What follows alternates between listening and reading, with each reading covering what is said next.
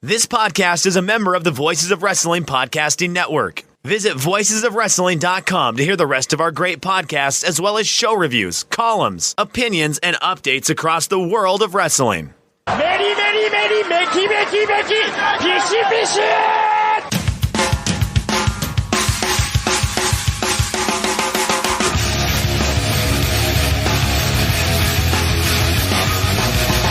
You are listening to the Voices of Wrestling podcast with your hosts, Joe Lanza. X out and go listen to some boring podcast where they're afraid of their own shadow.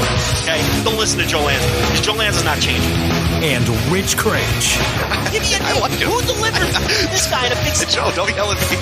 In the big spot, who delivers better than this guy? Stop yelling at me. I agree. You are listening to the world's greatest professional wrestling podcast. It is, of course, the Voice of Wrestling Flagship podcast. I, of course, am Joe Lanza, and I am here with a man who has not attained godlike status. The captain, secretly sassy, Rich Craich. Rich, we've been talking for about 20 minutes, but I don't know how else to do this, so how are you? I am good, Joe. I am good. Yeah, this is always an issue. Sometimes we get on here and we just like mumble two words to each other and we hit record. This one we've been talking for 10, 15 minutes, so it's painfully awkward to be like, Joe, how are you? How was your night? Like, how are the wife and kids, Joe? Yeah, I mean, you literally talked to the wife tonight. I did. Yeah, we got some great insights that will be used for future ad reads for Manscaped. They didn't sponsor this week, so they're not going to get any plugs yet. But I'm excited for next week's Manscaped read. Though we got some good insights, some good some intel from the TLB. So yeah, we'll reveal that next week of what we learned about Joe's balls. Rich, Rich discussed my balls with TLB moments ago in footage that will be released on the B-side of the Voice Wrestling Flagship next drop. Correct? We're going to do that. We're going to put the B-sides, all the secret audio that you recorded. Yeah, is Texas a two-party state or a one-party state? Because you told her she was not being recorded when in fact she was absolutely being recorded. So find that out, and then we'll see about the B-side stuff. So. She's well aware. Anytime I have the headsets on, she knows it's fair game. She turns into a mime. She's or as you described, you said you are being one of those clowns in a box, and she didn't say anything, and I didn't say anything. I'm thinking, what the hell are you talking about? What clown in a box? I said I'm thinking of like Bozo. I'm like, well, there's buckets. Like he's not talking about Bozo. Like what the hell is he talking about? You were talking about a mime, but I like how you said one of those clowns in a box. You know what I'm talking about. I couldn't think of what they're called, so I said clown in a box, and I said, the French gimmick, and then both of you said mime. Yes, there we go. So. If we were playing like Password or something, what's that get? I would have won. So no, what's the problem? Yeah, we certainly would have gotten it under the time. So that's fine. Yeah. I think a lot of people would have gotten it at clown in a box, to be honest. Maybe. Right? Okay. So by the way, Texas is a one-party state, so we're good. So she didn't even have to know. So keep lying and telling her not recording. So yeah. It's the Wild West out here, man. I was gonna say, do what you want. Wiretapping. Just record a conversation. Yeah. Like that idea is just like baffling that there's just a state where you can just call somebody, record the conversation, not tell them you're recording it, and it's just fine. It's just you're good to go. It's wow. Nah, they don't need to know. The labor laws out here are fantastic too, but we don't need to get into that. We'll have all the leftists. All of the leftists will be on our case. Like it's my fault. You were just woke last week, Joe. You can't ruin it already. Listen, you were just woke last week. I know, it felt gross, but what are you gonna do? I don't write the law. It wouldn't be my fault. I just live here. You know what I mean? I'm not like on the legislature, like passing fucking bills. So why would they get mad at me? They probably would though, because why? It's like,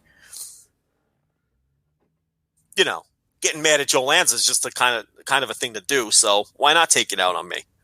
Why am I you made me grumpy. Why I don't know why you're grumpy? Yeah, we should be happy. We're talking about your balls. You should be, feeling all puffy chested. You got a very good compliment on the balls. Well, specifically ones we'll talk about next week. But I don't know. Yeah, you should be very happy today. It's a good night. It's a late night Friday recording. It's 10 p.m. We're sleepy. It's late night.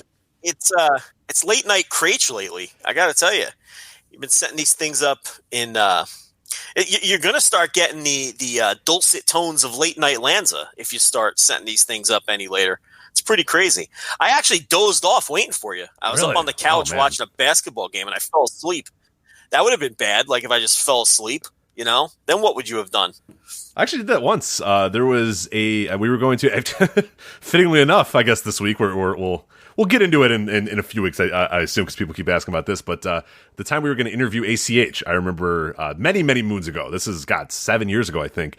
We were going to interview him, and we had it all set up and ready to go. And I was just like, you know what? Let me just take like a quick little 10-minute nap. I'll be ready to go. And man, I just slept completely through it. And I think you did it on your own, or maybe I jumped in later, like an hour. I forget what exactly happened or whatever, but I woke up to like 18 frantic text messages from you being like, Rich, hey, what's going on? Hey, you there? Hey, what's going on? Hey, what's going on? Like, I just remember it being a very bad thing. So maybe, was it only you and ACH that talked? Maybe I didn't talk then.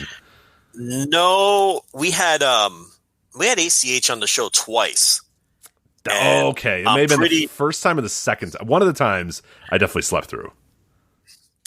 I don't know if it was ACH. I think we both interviewed him both times. May have been someone else. Because this isn't really ringing a bell, but it might have been somebody else. Who knows? I forget. I don't know. But it's happened before, and it is not good. Yeah. So, I apologize. So there you go. No, see, I think it's this one. The first. So it says here, Joe Lanza welcomes rising indie star and Rookie of the Year candidate ACH to the program. There you go. You were right. So maybe I did do it because we were doing joint recordings at all those times, but something must have happened where I think I slept through it or whatnot. So there you go. It's all you. So this Anarchy Championship Wrestling Guilty by Association 7 going on Sunday, January 20th, 2013. So make sure you're there. The Mohawk 912 Red River, Austin, Texas. Make sure you're there. 2013. Yeah, 2013. They're back now too. Anarchy. I saw they announced they're coming back. So it's good. Who? Anarchy? Yeah. They never left. Oh, Anarchy. No, never mind. It's Inspire that was. Oh, you're thinking of Inspire. Yeah. Oh, God, this is even pre-Inspire. Wow, Jesus. Yeah. This is 2013. Well, yeah. That was a few months before Inspire. Yeah, because Inspire splintered off from Anarchy. But yeah, that's correct. That is pre-Inspire. That's a long time ago. That's a long time ago. That lives somewhere? It does, yeah. So here, it says, actually, you know what? The actual audio file itself doesn't. I think it lives on my laptop that is now broken. So gotcha. It kind of lives, but not really. Like I can probably get it off that laptop, but I don't know for sure if we'll be able to. But I like the quote here. Quote, ACH talks about his thoughts on his breakout 2012, what his feelings are on being considered a rookie in the Wrestling Observer Awards, his thoughts on working with Aita, Mr. Touchdown, AR Fox, and others, his big match coming up with Matthew Palmer, and where he would like to take things in 2013. So, wow. Man, we've been doing this a long time. Really have, yes. Many careers have changed in that time, for sure. Oh, man, wow. Yeah. What was CM Punk doing in 2013? I was going to say, great little segue there. He was probably doing anti-establishment promos, and I think was 13. I think that's the year of his pretty big run, right? Wasn't it 2012, 2013 at that time? So anyway, yeah, he was in the midst of his long championship run, but. Yeah, this podcast is kind of, in a lot of ways, lived and ebbed and flowed and all that sort of stuff. We talk about New Japan as being a big reason why this website exists, and Okada and Tanahashi and our growth and all that sort of stuff. Well, this website exists because of CM Punk. I always say that. Like, the reason I started this entire thing and the reason I bought this domain name and all this sort of stuff was because of Money in the Bank 2011, being there in the crowd for, CM Punk versus John Cena, everything that he kind of gave, the voice of the voiceless. That's why it's called Voices of Wrestling. And, it took me 5 seconds to come up with, and now we're stuck with this dopey-ass name forever. And all it does is allow people to get, hey, you call yourselves the Voices of Wrestling, more like Voices of Idiots, or on Twitter. Like, all it's done is just created these annoying as fuck. And every new tweet that does that, that guy thinks he's the first one. That's like, oh yeah, some Voices of Wrestling you guys are. Like, yeah, nailed it. Like, yeah. Like, he just thinks he's the first guy. Imagine calling yourself the Voices of Wrestling when you don't like this wrestler I like. Yeah, that's basically what it high comes down fives to. his friend. Got him. I fucking own them. Like, dude, we've been hearing that since 2013, but thanks a lot. But, so the big news, obviously, this week, we had sort of hinted at it a few weeks back. There was, a lot of smoke to the fire of him trying out for the Fox show, WWE Backstage. And then this week, he officially came out officially returned to the WWE family in the form of WWE Backstage. So he will be a correspondent or host or whatever the hell. I forget exactly what terminology they're using for the host there of WWE Backstage. So, I mean, initial thoughts when were you super surprised by this, or did you feel like it was kind of an inevitability that at some point he was going to pop up back within the WWE family? And what do you make of his re-return being on this WWE Backstage property? Which I guess let's. I wrote an article on voicesofwrestling.com, by the way, but let's call a spade. You can say, oh, he's being paid by Fox. It's a Fox show. But, like, it's a WWE show hosted by WWE employees talking about WWE in kayfabe terms. Like, we can drop the pretense that this is like Adrian Wojnarowski or that Ryan Satin is like the Ken Rosenthal of WWE. No, it's a WWE program with WWE wrestlers talking about WWE. It is as controlled and as, like, so this idea that, like, well, no, he works for Fox. He doesn't even work for WWE. Like, come on. Let's drop that pretense right now. So just wanted to get that out of the way. But yeah, I mean, technically he does work for Fox. We should be clear. But you're right. The show is absolutely not some kind of, journalistic endeavor by Fox, completely independent, of WWE's influence. I mean, that's a joke. I mean, as soon as Ryan Satin, the what's his official title? The Insider, WWE Insider, Ryan Satin. Yeah. As soon as he reports on the aforementioned ACH, or as soon as he reports on, planes being stuck in Saudi Arabia, as soon as he reports on those sorts of things, we can talk about this being some kind of, hard-hitting journalistic endeavor, independent of WWE influence. You know what I mean? It's like he's just reading prepared stories that they're feeding to him 10 minutes before they go on the air. So yeah, he's not Adrian Wojnarowski. He's not, whoever you want to name. Schefter, digging through the phones and calling sources and talking about reports. Yeah, it's none of that. Yeah, because if you turn on Fox NFL Sunday, if there's a shitty NFL story, they're going to be talking about it and reporting on it. This fight that just happened on Thursday Night Football. You're going to see a lot of clips of an NFL player striking another NFL player with a helmet. And yeah, that's not necessarily something that NFL wants, but they don't have a choice in this case. When you have journalistic based studio shows like this, they're going to talk about that stuff. Yeah, Fox and CBS and ESPN this weekend are going to be all over this. Colin Kaepernick tryout on Saturday and everything, and that's the kind of stuff that Ryan Satin and this show is never going to do. And that's not even meant. I'm not even taking a shot at Ryan Satin. I mean, they offered him a job and he took it and he's part of this panel, but they're sort of presenting him as he's in that role, and they're presenting this show like it's in the same vein as these other shows, and it's not. And we all know that. And until they start reporting on stories that make the company look bad, then it can't be taken seriously. It's no different than the pay-per-view pre-shows or anything that airs on the network. Exactly. Right. Segueing that. Yeah, exactly. That's what they are. Well, and yeah, like one of the main stories that again, and like we're not doing side swipes at Satin, like whatever. That's just his job, and that's the job he signed up for. But one of the main things he reported on quote unquote last week or the week on WWE Backstage was Paige's new contract. Paige is a host of the show. Like, you know what I mean? Like that, he's going, oh, I got some reports that Paige re-signed, and it's Paige going, oh, wee. It's like, come on, like, let's just drop this pretense that like Punk's going to be like not under any sort of purview, and he can do whatever he wants to do, and he can say whatever he wants to say. Like, I'm sure they're going to do like work shoot, say hint, nudge, and CM Punk will tell it like it is. And he'll say, I don't think Seth Rollins really deserves his spot. And then Renee Young will go, ooh, I don't know. Can we say that? Oh no. Oh God. Oh no. And like, that's what Punk's role is going to be. We know that that's kind of what it's going to be. But at the end of the day, it is a WWE property. It just happens to be, he's being paid by Fox, but let's not lose sight of what this program is. Listen, if Ryan Satin, if his role is truly to be, Chris Mortensen or Adrian Wojnarowski, go out there and talk about ACH this week. Because how on earth would that not be his lead topic? If he was truly right. the independent WWE insider, that'd be the lead topic. Okay? And as far as CM Punk goes, same thing.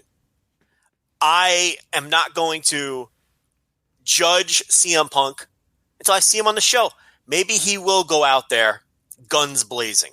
Do I think that's going to happen? No. Of course I don't. But to be fair, he hasn't been on the show yet. And he swears he's going to just be honest about things. But when he says that, he probably means he's going to be honest about storyline things.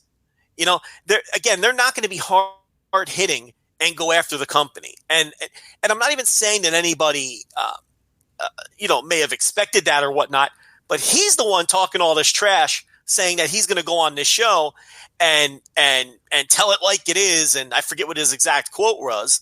Well, then, deliver then. Let's see.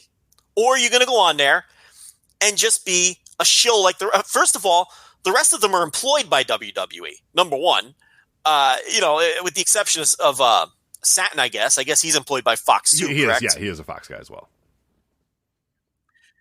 So they're not going to go after the company or do anything hard-hitting. And we already know that we've established that Satin is just going to read whatever quote-unquote breaking news they hand him, whether it's Randy Orton's new contract or Paige's new contract once she's standing 5 feet from him.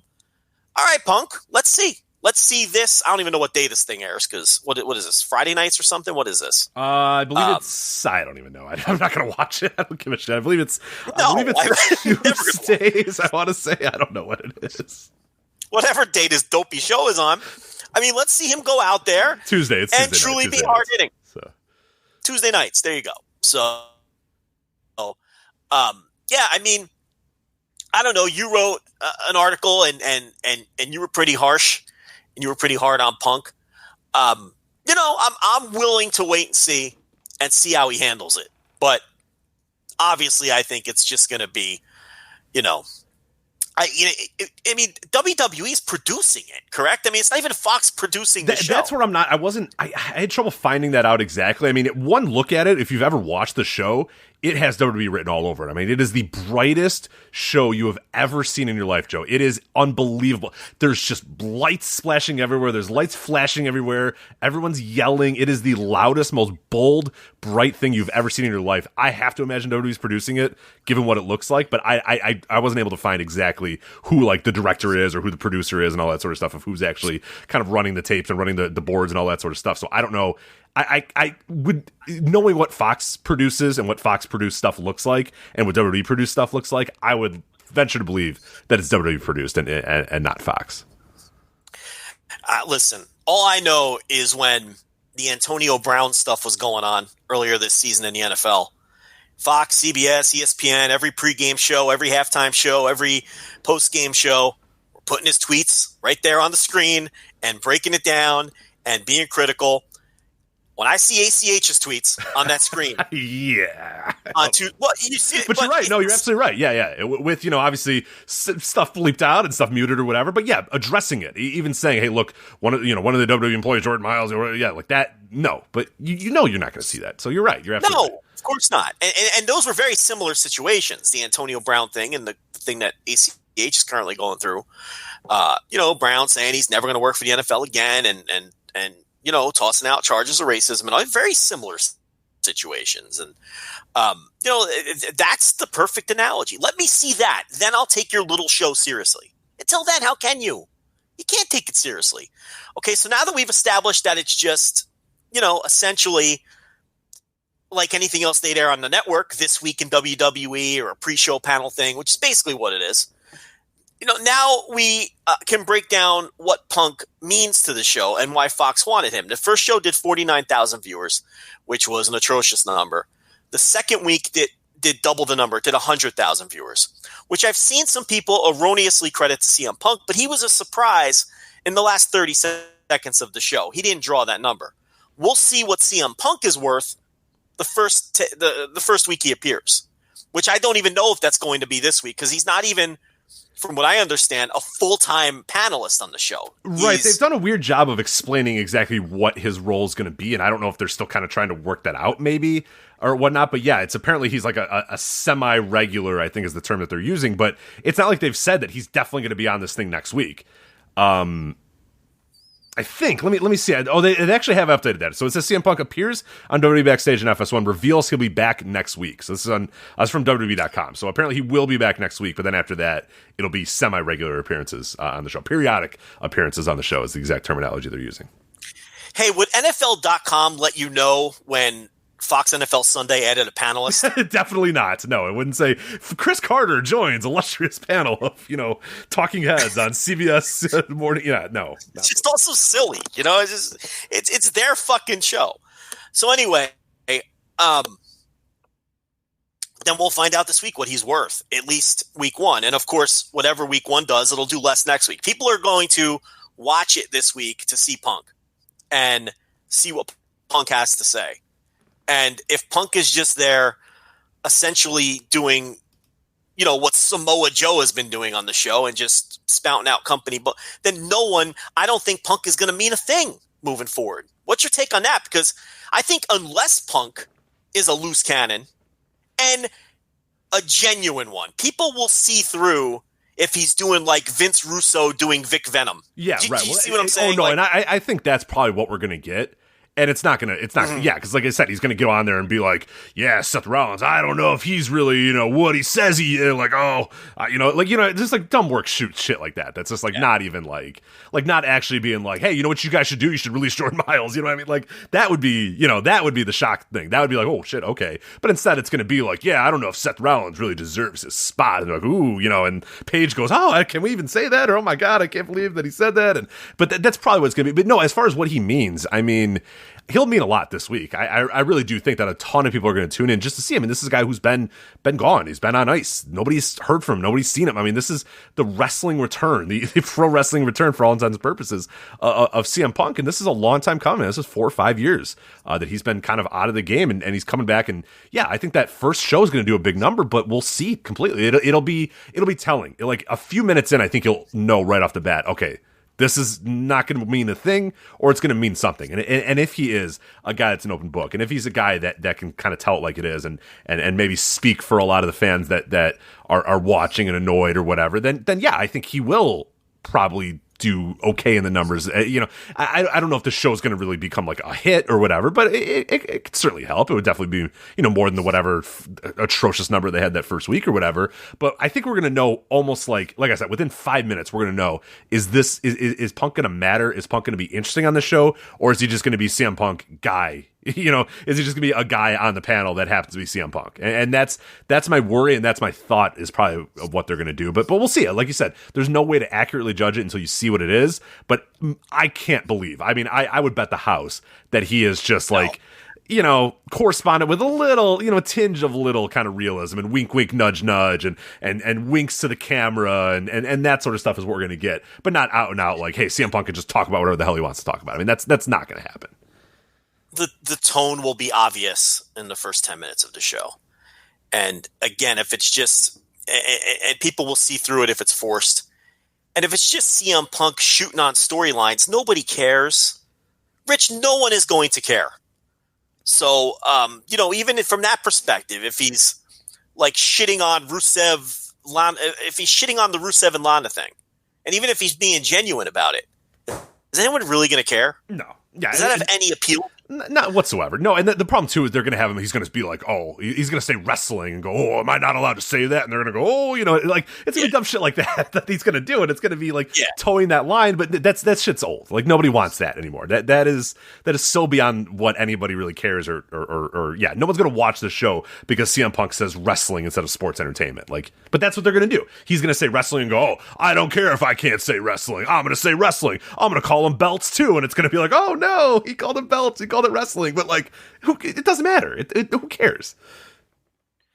If this really was a legitimate, independently produced show, where I don't know, even with the same cast of characters, if it's Renee Young sitting there as a moderator and CM Punk and Ryan Satin and whoever the fuck else, and they're sitting there breaking down ACH in Saudi Arabia, I'm tuning in for that.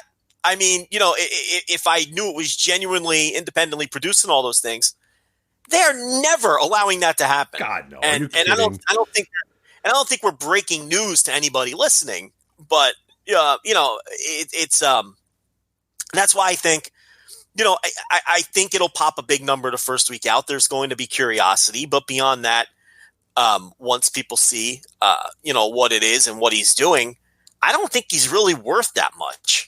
I don't think anyone is worth that much in that kind of role. because there's just no appeal to it. It's I don't know, but what about, something like Talking Smack? Now, people loved Talking Smack, but it's really hard to judge how popular Talking Smack was because it was on the network. So while a lot of people in the bubble went on and on about how great Talking Smack was, Rich, there could have been 25,000 people watching for all we know. We don't know the answer to that. There could have been 12,000 people watching. So I don't even know if something, in that direction would have appeal if they approached the show that way. But, I'm curious if the show did 100,000 viewers last week and 100,000 people saw CM Punk come out in the last 30 seconds. We'll see what he's worth as a draw. I was joking around and I sent out a tweet that, like, if he doesn't pop a number, Matt Jackson should text him another offer for half of what they offered him last time. Right, you're not wrong. You know what I mean? Like, not a call, definitely a text, though. Got to be a text. So. Definitely, it's got to be a text, and it's got to be half what they, offered him last time if he doesn't pop a number here. I mean, if that show comes out and does 75,000 this week, he's worth nothing. Now, obviously, he's going to be worth more if you're telling me he's going to wrestle, but, so I'm being somewhat facetious here. But for me, the only curiosity is how many viewers the show does this week, and then how many viewers it does next week. Right. After that, I can continue never thinking about this show ever again in my life. And as far as the Punk thing as well, you mentioned that I have the piece up at voiceswrestling.com, and mostly what I do in that piece is talk a little bit about the background of this entire thing of Punk leaving WWE, the podcast with Colt Cabana, the legal issues that he had with WWE. Obviously then when those get settled, then him and Colt have their dust up, and some of the accusations that Punk makes about WWE and their medical and the way they treated him and how he felt when he was there and all that sort of stuff. And there's a lot there. There's a lot to unpack. But what I did bring up in the story as well is that this isn't unprecedented. Like, there might be people that are living through this right now going, oh my God, I can't believe Punk would go back to WWE. I can't believe he would do that. And like, while I'll talk about it in a bit, while I'm probably disappointed in some sense that he just did this, and really my disappointment isn't that he came back to WWE. It's that, the period where he left WWE and then came back, in between that, I just feel like there's a lot of lost potential of what could have possibly come from Punk at that period, but we'll get to that here in a sec. But as far as everything that happened when he was with the company and everything that happened,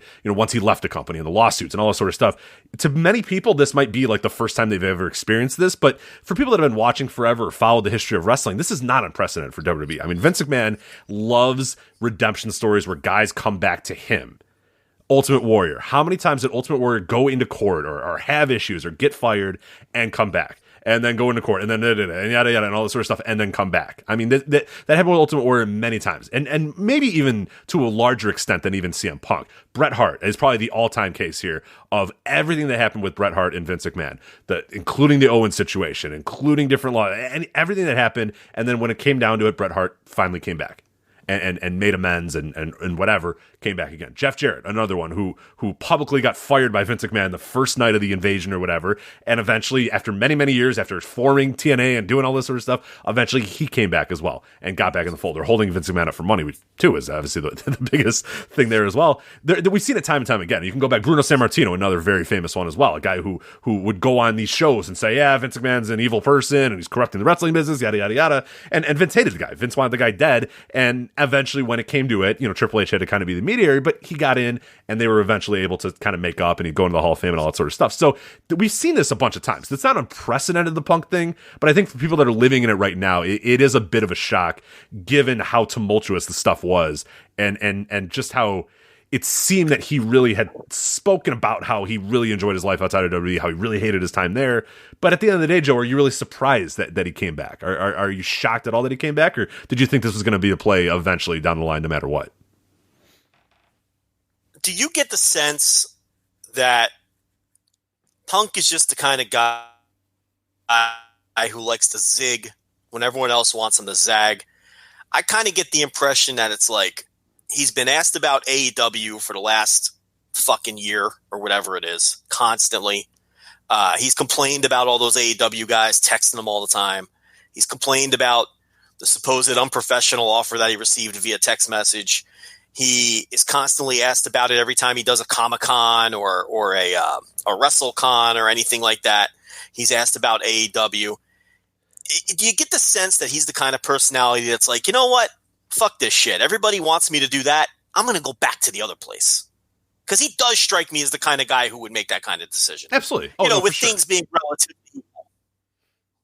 No, he's always that guy. He's long been the guy that's always sort of been counter to what everybody wants him to do. If you want to kind of control him or tell him he needs to do this thing, he's going to do the opposite. We saw. I mean, anybody who's ever worked with him will tell you that's kind of his vibe as well. And Vince McMahon would probably tell you the same thing as well. Is that when you sell Punk and try to steer Punk in one direction, he wants to go the other, and that's just kind of the way he is. So no, I totally believe that. I believe that that's absolutely a big part of it, and I think ultimately he just feels so much more comfortable in that WWE umbrella. In a lot of ways. I mean, it is the place that kind of gave him what he would consider his big break. And he's always, I mean, he even during all the issues and all the stuff that went on, he always was pretty complimentary of Vince McMahon. It was always Triple H was the one that he had big issues with. And obviously there would be doctors and all that sort of stuff. But he never really got in on Vince all that much. You know what I mean? Like, he always said that he respected Vince, and he still kind of thought of him as a father figure, like that sort of stuff. So I think at the end of the day, he's got beef with the company at large. He's got beef with Triple H. He's got beef with some other guys. But at the end of the day, if Vince McMahon made that call and said, "Hey, come on, Punk, come on home, pal," or whatever, that he would eventually just say, "Okay, you know what? Yeah, this is where I belong, or this is where I want to be." But you're right, absolutely, that there was probably this idea and this annoyance of everybody saying, "Hey, when are you coming to AEW? Hey, are you coming to AEW? Hey, are you doing this?" That he would say, "No, fuck you guys. I'm going to do the opposite now. I'm going to show you that I'm not going to, I'm not going to be controlled by anybody. I'm not going to be controlled by a narrative. I'm not going to be controlled by the media or anything that tells me I need to do anything. I do what I want to do."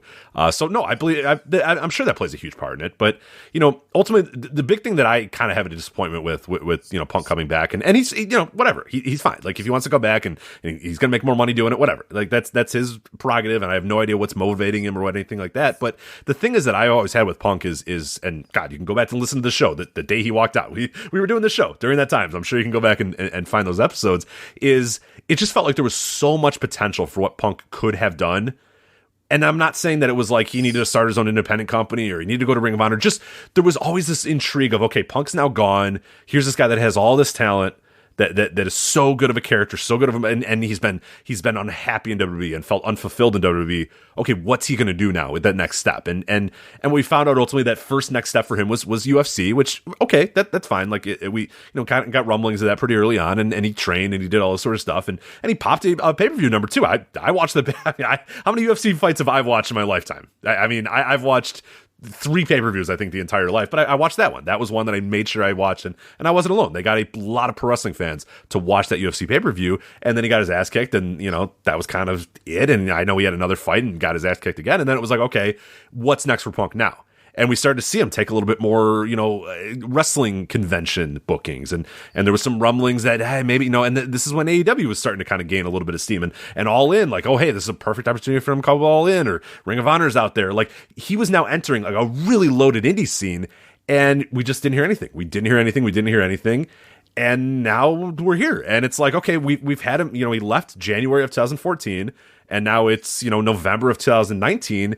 And what did we get out of that period that he was gone? It to me, it just felt like an ultimate disappointment. It felt like a guy who really talked a big game about anti-establishment, about how unhappy I was and how much unfulfilled I was and how much I love pro wrestling, and they ruined my love of pro wrestling. We hear this from all guys all the time, and then you just don't do anything pro wrestling, and then you just go right back. And it's not like the opportunities weren't there. There were a lot of opportunities out there. So it's one of these guys that, like, and I end the piece basically being like, well, I'm an idiot. Admitting that I'm stupid for thinking that these guys who spout this big game, and Dan O'Brien, I'll throw him in the same category as well. Dan O'Brien can speak a big game about how much he loves pro wrestling and he loves this art, and how he feels unfulfilled and he doesn't love the creative and he doesn't love this or whatever. But at the end of the day, you're it's all bark and no bite, because at the end of the day, you go back and you resign with WWE and you go back to the same thing that you were doing before. And in some cases, Dan O'Brien, goddamn, look at what he's been doing this last year. It's like, come on, man. Like, so I don't want to hear that stuff anymore from guys. And they can say it all they want. And that's fine, but I'm the idiot for believing it. I'm the idiot for believing that CM Punk truly thought that pro wrestling, that he had a higher, calling in pro wrestling, or that pro wrestling was some art form, or pro wrestling was this or whatever. And Dan O'Brien, the same thing too. Like, these guys talk about how much they love pro wrestling and yada, yada, yada, yada. And I'm an idiot for believing them, because at the end of the day, there's all this anti-establishment stuff, all this, I'm going to break free and show the world and do all this and feel fulfilled again and live my life again. It's all bullshit, because at the end of the day, you get a check in front of you and you sign the check and you just go for the money. And that's cool. Like, it's fine. I get it. It's just, it's on me and it's on us, and it's us as fans to not get ourselves sort of wound up and interested in this guy. Like Daniel Bryan, when he left, I was super interested to see what was going to happen with him. When the concussion stuff was going on, of what's going to happen with him. He's going to break free of this company and go somewhere. When Punk left, it was okay. He's got this opportunity to go free and do it. And a lot of times these guys, they just they go right back, and it's disappointing, but I get it. And it's all on me. It's not on them. They're allowed to do whatever they want, but it's on me to not really believe when these guys spout all this bullshit. And I think, oh yeah, these guys really care about wrestling. They don't care. It's a paycheck. It's a job for them, and that's up to me to now understand that and realize that. Well, in the case of Brian, I think that I'm fairly confident that if someone asked him privately, he'd say it was a mistake that he re-signed. Oh, I'm sure. But he knew that. You know what? Well, he knew that. I'm not letting him off the hook. I'm just saying I think he would admit that he made a mistake because, look, we've had people tell us that he's not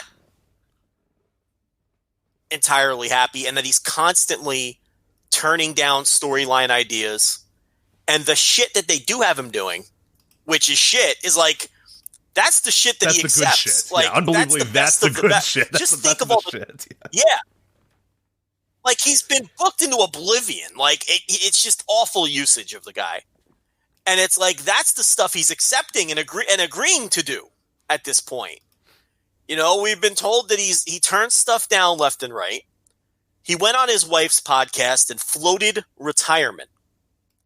This was a guy who went to doctors for 3 years and was begging to come back to this thing that he loves. And what? Has it been a year and a half, 2 years? How long has it been? However long it's been. Yeah, around that. Yeah, and he's already floating retirement again. And you can tell when you watch him that his heart isn't entirely in it. And why would it be? I think if you asked him to a man, he would admit that he made a mistake. And he doesn't love what he's doing. When he first came back, he was clearly motivated. And he was definitely into it. You don't get that sense now. And we're flat out told that he turned shit down left and right. And he went out publicly and said that he's thinking about retiring again. And it's like, so I think he would admit it's a mistake. In the case of Punk, I don't know. Maybe he just doesn't want to take any more bumps. And I really do think there's some element of, I'm going to do the thing that people don't expect me to do. I'm going to do the thing that people don't want me to do. And I think there's some element of that for sure when it comes to Punk. I'm going to say one other thing about Punk too. Honestly, I think AEW is better off without him. And I know on the surface that probably sounds crazy because he's obviously an enormous star. And yeah, I think if he showed up in AEW, he would help ratings and he would increase buy rates, all of those things. But the thing about him is the guy's a pain in the ass and he's eventually going to turn on you. And he's eventually going to become a problem. And let's not get it twisted. He's not The Rock. He's not Stone Cold Steve Austin. Okay? Even at his hottest, that Money in the Bank was a 9% increase on business. Nice little increase, Rich. But if you remember at the time, considered disappointing and considered not as much as people thought it was going to be based on the amount of hype surrounding it. Yeah, the hype and the buzz was tremendous. And yeah, the pay-per-view numbers didn't really reveal that. Yeah, too much. No, it was up a little. Nice little 10% bump. It was 9% was the exact number. But it's like, he's a star, don't get me wrong. But the longer he's gone and the more mystery there is around whether he's coming back, it sort of gives this aura that he's a bigger star than he really is. And I'm not saying he wouldn't be a game changer business-wise. I think he would be short-term. But, I also get the sense, though, that he's kind of more trouble than he's worth. And eventually he'd be disruptive because he's just a pain in the ass, and he's just a miserable human being. And there is something to be said for bringing someone like that, into your company when they're still in the honeymoon period and everybody's still getting along and they're not having any internal strife. And this is a group of friends who put this thing together. And you bring in this one element that inevitably is eventually going to be a negative element. And that's really all it takes sometimes to just disrupt the entire ecosystem. When you have one person, especially if they're a star, to where they do wield a little bit of power and they do have some stroke, and they're a pain in your balls because they're miserable. And one decision didn't go their way. Or, it's just that's who he is. Right. And like you're saying, the period that AEW is in right now, everyone's pulling the same direction. Like the one guy that sort of has the ability to maybe ruffle feathers and change things would be like someone like a Chris Jericho, but I think he's all in on this. I think he understands the concept, likes the guys he's working with, all that sort of stuff. But he's the one guy like in that role that if you sign Punk, it would be similar where everybody else is kind of pulling in one direction. Everybody else is sort of maybe buddies or kind of came up together or respect the people that are kind of in charge. But Punk would be the lone kind of outsider right now, in addition to Jericho. But we know Jericho and Khan are like, they're as of right now, obviously, things are pretty good with them. But Punk would really be coming in as a complete outsider that hasn't been a part of this wrestling scene, has not been a part of this whole thing. And he'd be kind of coming in.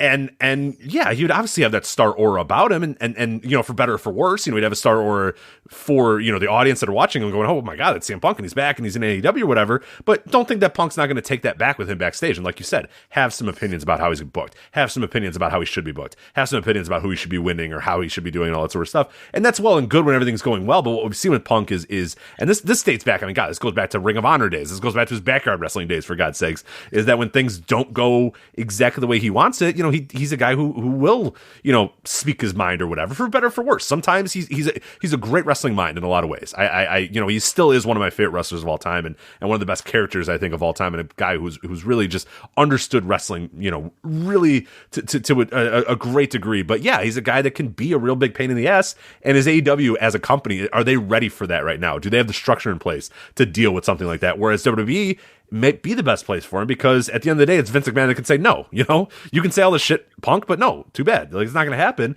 And if you don't like it, get the hell out of here. And that could be it. Whereas AEW, because of their infant stage, because of where they're at right now, might get bullied a little bit into doing stuff that they might not like by Punk or whatever. So no, I absolutely agree. I don't know if he's a good fit for them right now. I think they're doing very well without him. And I'm not sure he's worth the inevitable trouble that would come down the line, is all I'm saying. Even if I recognize that he might be worth X amount of viewers per week, and he might be worth X amount of pay-per-view buys, per quarter. But I don't know if it's worth what you're going to inevitably get down the line from him. I mean, this is a guy who has napalmed, decades-long friendships, multiple friendships. I mean, he's a hard guy to get on with, man. I mean, by all accounts. So, I don't know if you want to bring sort of that, it's like, I don't want to use cliches or anything like that, but it's almost like, it's like a ticking time bomb of poison that you're bringing into your locker room, and you don't know when it's going to go off, but it's going to go off. And, and then at that point, you got to deal with that. And, it just brings the whole tenor of everything down. So, no, I think they're better off without him. I genuinely believe that. And some of that is the benefit of hindsight. Would I be saying that if they were doing 450,000 viewers a week? No.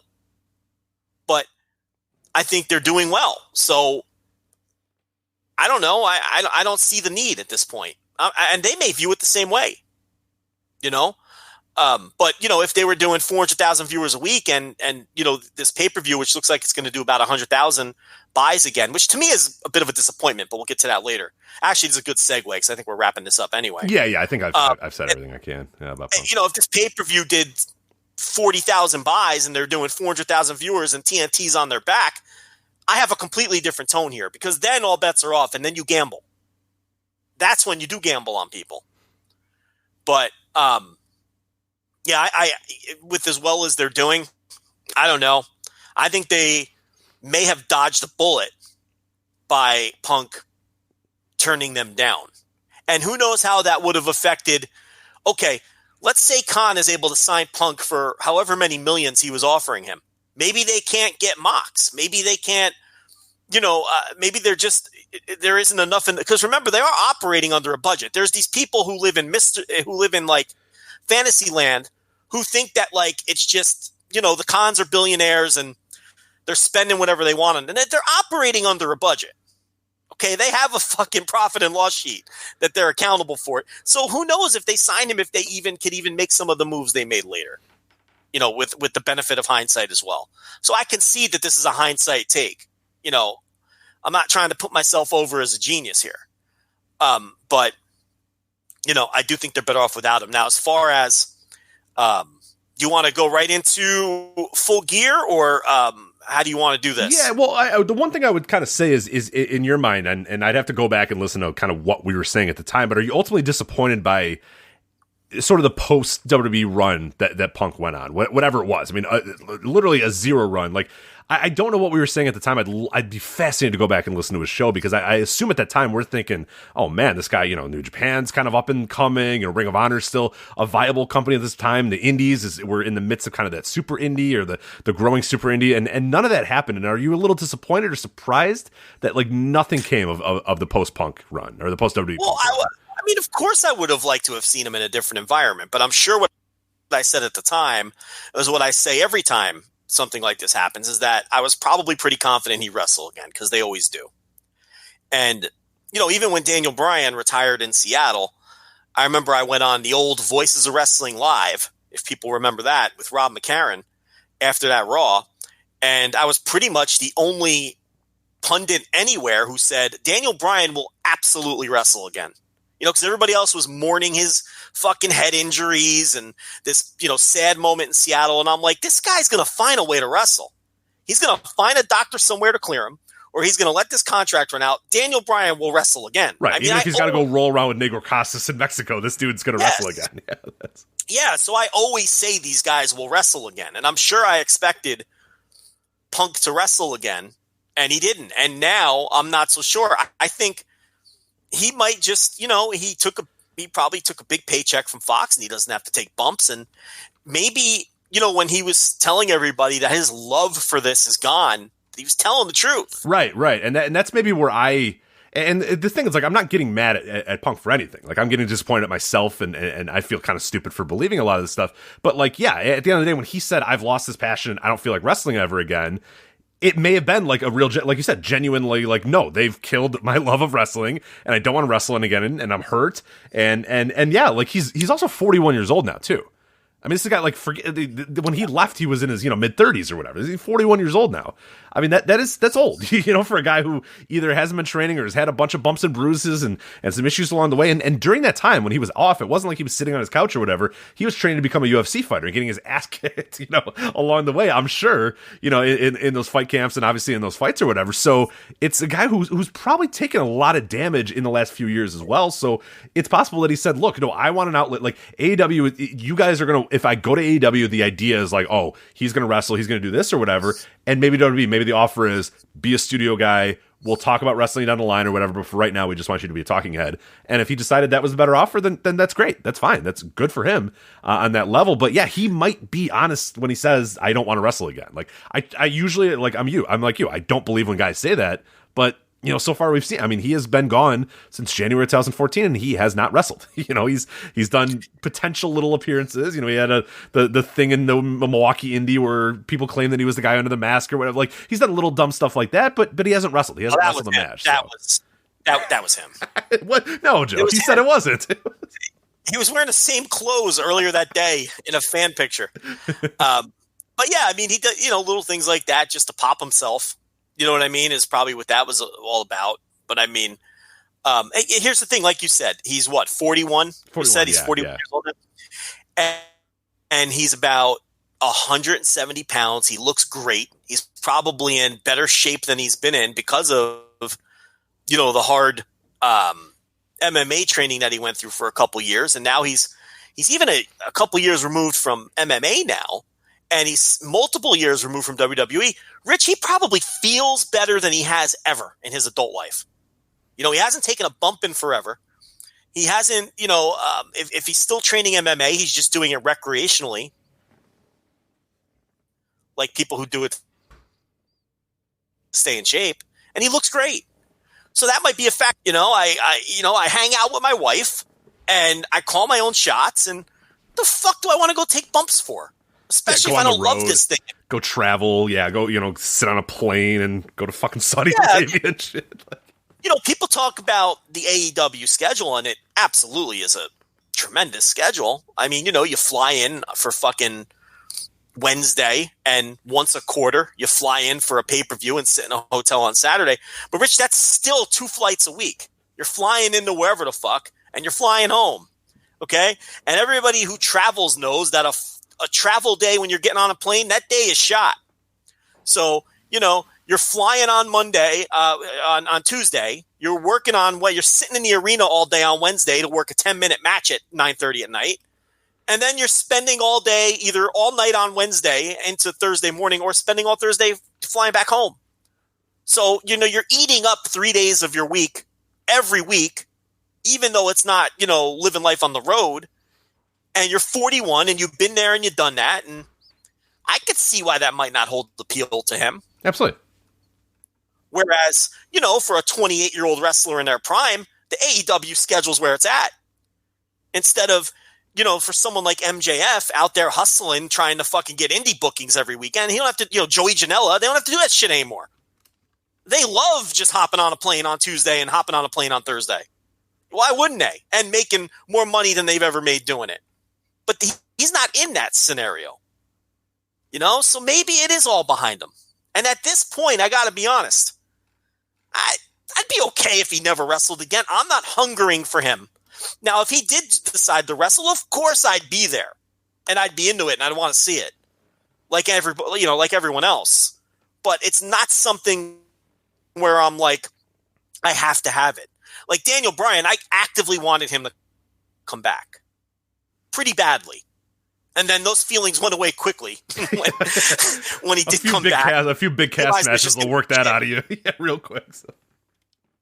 Yeah, when you realize that they were going to do exactly what we thought they were going to do with him and waste everybody's time. But yeah, I'm okay with him never coming. If he never comes back, that's, I'm not clamoring for it. There was a time where I was like, it'd be real interesting if he showed up in New Japan, or it'd be real interesting if he just, popped up in PWG for the love of it, or if he just, if he was part of this new, whatever this, elite thing is going to be. But I don't know if I'm even there anymore with that. Yeah, no, I've kind of lost the hunger for it too. The real moment where I did is after All In, because I had this idea in my mind. I was like, man, can you imagine if Punk just comes out during All In and just doesn't have to do anything? There was a GTS or whatever, and like the place would just fucking have exploded. That would have been. But when he didn't show up, and he was very adamant that he wasn't going to show up and he wasn't going to get involved. After that point, I was just kind of like, all right, like maybe he doesn't care. Because, like, if you don't care if there's, like, an independent company running in your backyard and a new startup or whatever running in your backyard, and you truly think that you're it was all the makings there for him to show up at All In. If he was what a lot of people thought he was or whatever, or what I maybe stupidly thought he was, that was the makings for it. That was the moment. And once that passed and he didn't come, it was kind of like, oh, okay, well, then this guy's, then he might be done. Maybe I don't care. Maybe he doesn't care. Maybe that's fine. And like, again, I'm not getting mad at him for doing that. I'm just saying, okay, well, maybe I had the wrong idea of what this was going to be. And once that didn't happen, it was kind of like, okay, all right, well, now I've kind of made peace with the fact that he might never return, and if he returns, it probably will be to WWE or whatever. So I kind of made peace with that. So that's why, like, this news wasn't really like too, it didn't hurt me, quote unquote. It was just kind of like, okay, it just confirmed a lot of what I had thought for a little while, which I didn't think I was going to think in 2014 when it felt like in that moment right after he left and after the Cabana podcast, it was like, oh my god, this dude is ready to really shake up the game and really do all this sort of stuff and prove, But then no, it wasn't the case, and he tried some different things in his life and whatever, it's fine.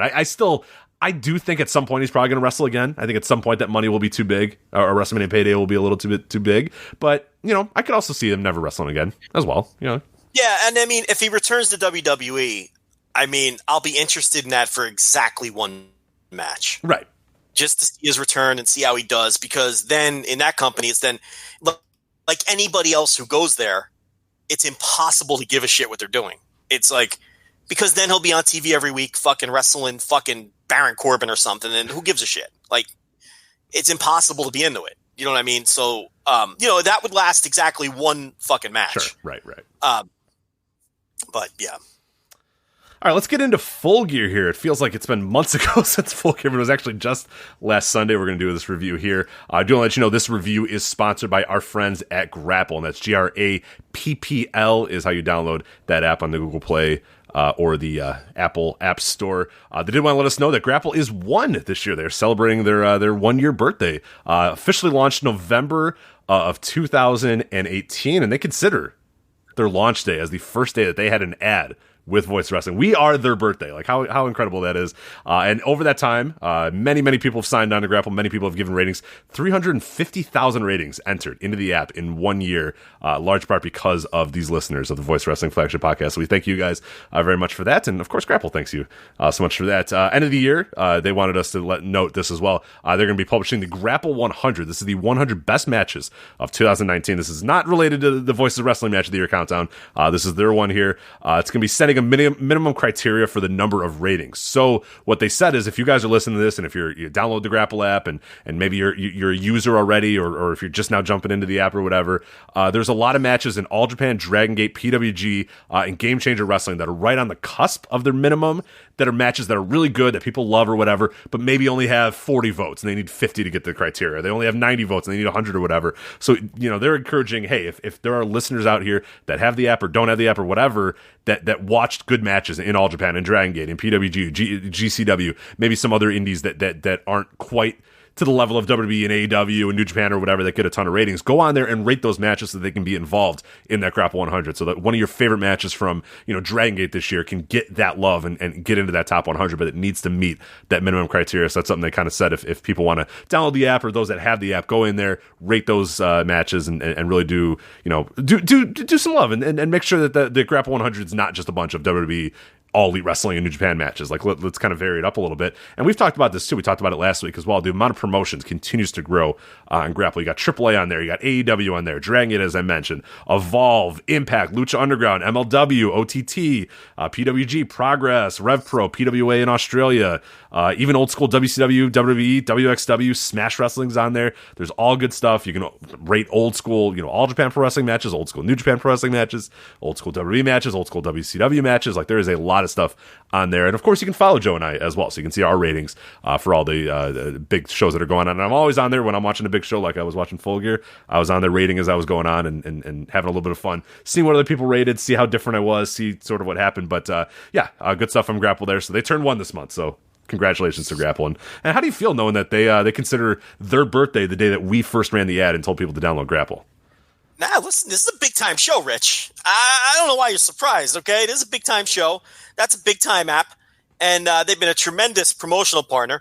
But outside of the fact that they pay us every few weeks to promote their app, I mean, I like the app anyway, because I think stuff like this is important for just historical purposes and tracking. But look, you don't live and die by the star ratings, but it's nice to be able to go back and see what the consensus was 6 years ago on some fucking match that you haven't thought about in 6 years. And the more places that we can do that, the better. I think it's instead of just where for years everyone just, and no offense to Dave Meltzer, but where everyone just kind of deferred to what Dave Meltzer said about a match. He's one person. Okay? It's just one man's opinion that people take way too seriously. Okay? It's just one guy. Now we have things like this Grapple app, which give us, a better idea of consensus, the cage match ratings, and the more places where there can be sort of a collective group of ratings to just give a snapshot of what people generally thought about something, to me, the better.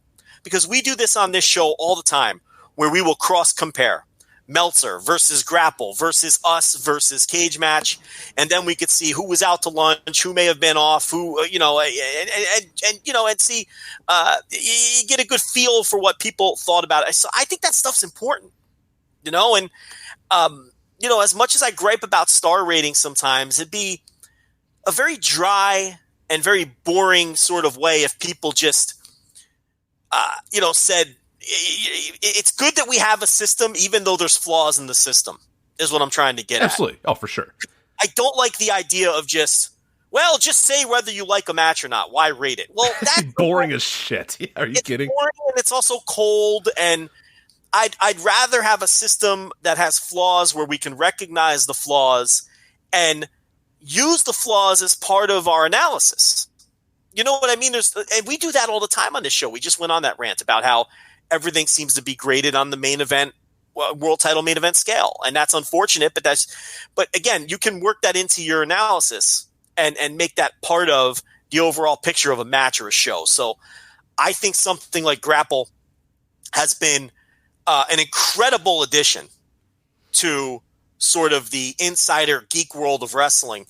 And I hope more things like this pop up, not necessarily competitors to our fine sponsor, but just more things where we can get, consensus opinion. People can give their take on things, because for so many years it was just, well, what did Dave think? And that's not right. That we were just so overly reliant on the opinion of one person.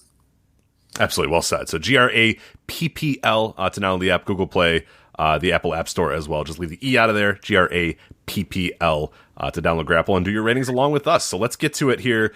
Shit. That was my whole thing there was part of the ad. That was from the heart, man. Oh, I'm sorry. Well, I just wanted to kind of, hey, you know what? That was good.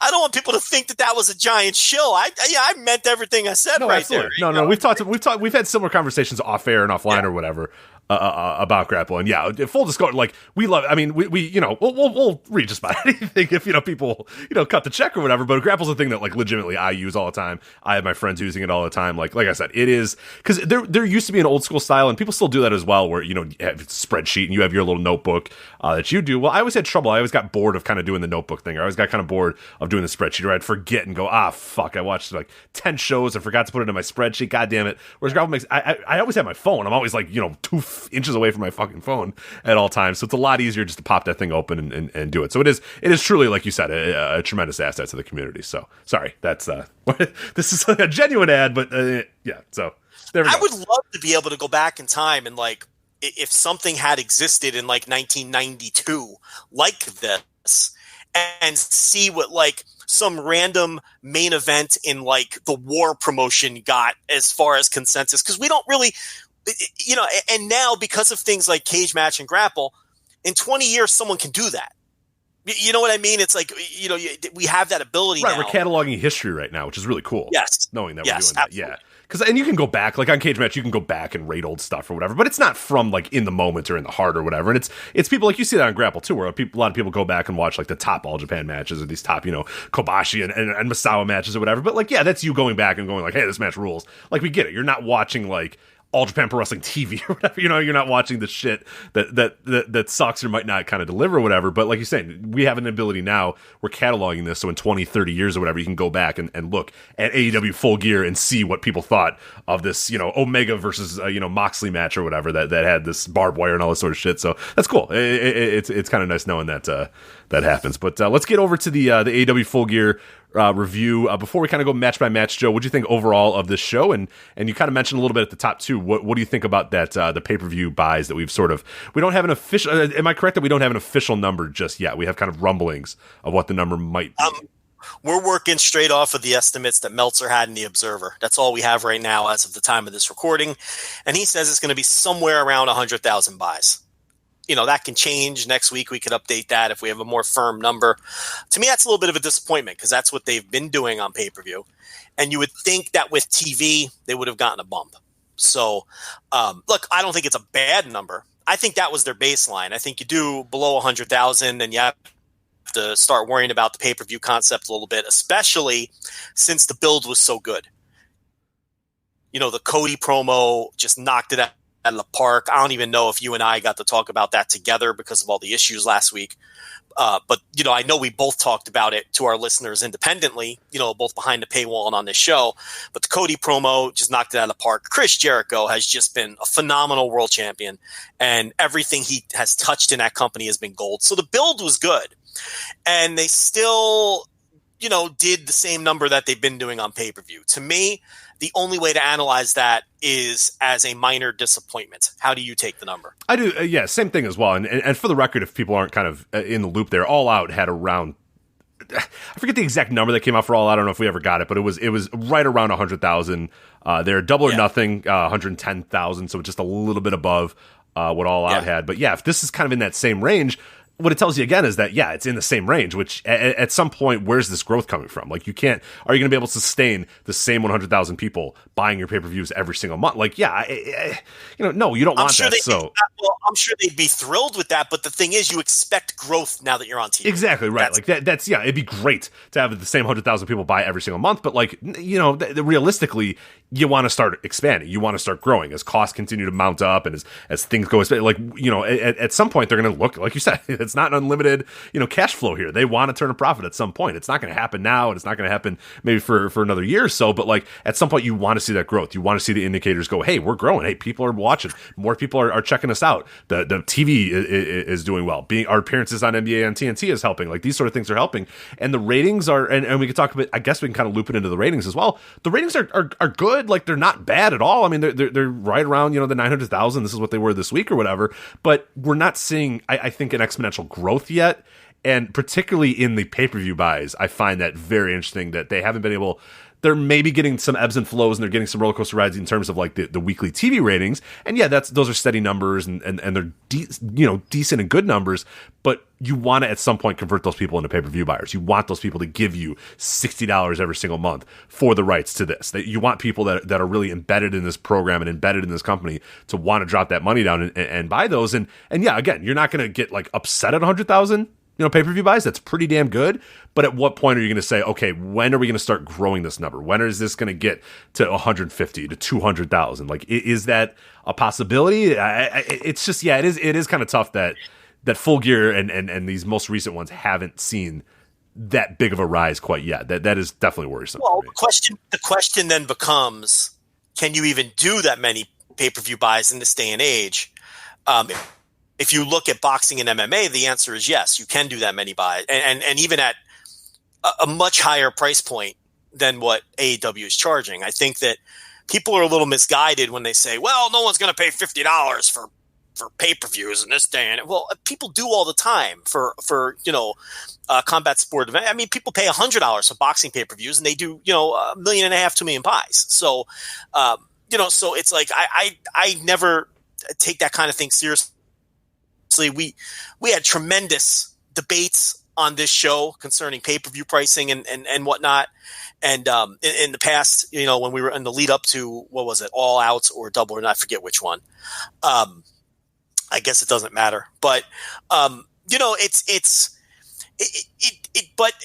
the flip side of that is, has WWE Network been $9.99 for so long that there is a cap on the number of people who are willing to fork over, between $20 and $50 for a wrestling pay-per-view, just based on the precedent that WWE has set for the last 5 years. That's the little caveat to that. Because MMA fans and boxing fans, we don't have that comparison point for those two sports. But my personal opinion is that if you have something that people want, they're going to pay for it and they're going to buy it, and it doesn't matter. But yeah, I mean, I'm sure, they want to grow this pay-per-view side of the business. I think that ratings wise, if they settle at 900,000 a week, 1 million a week, somewhere in that neighborhood, and that's pretty much what they're going to do, I think they would be thrilled with that. I think TNT would be thrilled. The 100,000 pay-per-view buys, yeah, I think they probably expected to do more. Yeah, it is. As far as the pricing, and we kind of mentioned that too when W Network launched all those years ago, is that setting that price is going to be tough. Like, you're really going to have to prove that what you offer on pay-per-view is dramatically different and worth, you know, that amount of investment and that amount of money. Because no, I mean, you can't deny that, like, the idea of, okay, now pay us $60 for this pay-per-view is tough. Like, I have buddies who were saying, well, how much is that pay-per-view? And I'd say, oh, $60, and they go, I don't know, man. Like, you know, it's $10 a month for, you know, WWE Network, and I get it. It is tough sell, and that is AEW's had. I think I want to say they've done a good job of getting at least 100,000 people to give them that amount of money. I mean, that's incredible. They have, but that anecdote with your friends, what that tells me is AEW hasn't done a good enough job creating a card that's worth that much money in their eyes. That's all. See, that's where I come at it differently. I think now that's on AEW to present something that's worth $50. How much are they even charging for these pay-per-views? Because we keep saying different amounts. I don't even know the answer to that. I think I pay, because I bought the HD pay-per-view for Full Gear. I paid $60. I'm almost positive I paid $60. Okay, because we're just clicking the button and watching. I don't know about you. I don't even look at the price. I just click the button. I quickly do, and I go, ooh. I go, man. Like, I'm gonna slide in the Tony's DMs. $60 for the HD. I believe it is. Yeah, I'm almost positive $59.99 is what I paid. So, okay, so it's like, to me, then, you know, that's on AEW to present something that people think is worth $60, which 100,000 people. Now there's that. Now the other thing is Dave's report was very confusing because it was written in Dave language, and I don't know if that 100,000 is. I don't think it was strictly pay-per-view buyers. It may have included, like, because they're selling it on, aren't they selling it on Fight or Bleacher Report Live, right? Yeah, BR Live is on there too, but again, it's the same price on BR Live, so it's like, you know. Oh, it is? Okay. It might be a slight difference or something like that, but I've always said, and we've said too, I just like hitting a button on my couch and boom, it's there, and it's recording on my DVR. Absolutely. Or whatever. It's just a lot easier, so. But the BR Live, they're also not splitting it with the pay-per-view distributors, so I'm sure they would rather have you buy it there than buy it through whatever your fucking cable company is or whatever the fuck, but that's neither here nor there. But yeah, I don't know. I think the other thing is, if they're doing them quarterly, you know, you also got to consider, it's like you're paying $9.99 for the network, but you're paying it every month. So, but you're also getting way more content with the network. You're getting a constant stream of content every day if you're keeping that. And if you just want to drop in for Survivor Series, I don't know why you'd want to do that, you could get it for $9.99. You know what I mean? So there's that aspect too. But I don't know. You know, to me, again, the number was slightly disappointing. For sure. So let's go over some of these matches here. We'll start right at the top here. I think kind of work our way down as well. We'll start with the oh my god, this hellacious, the worst match in history, the most bloody match, the most dangerous match in history. I could not believe, because I watched it the day after.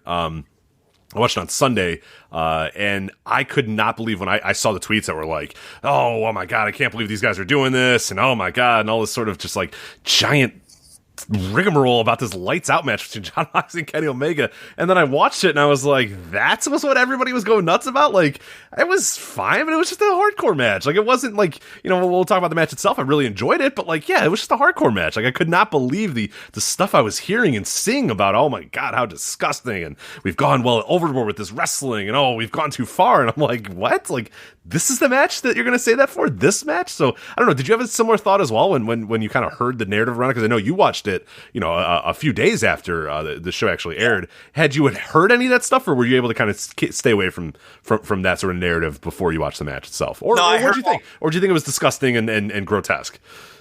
I heard all the talk around it, and I'm somewhere in the middle. I didn't think it was like some kind of extreme death match, because it wasn't. It was not a death match. I think you used the right word. It was a hardcore match.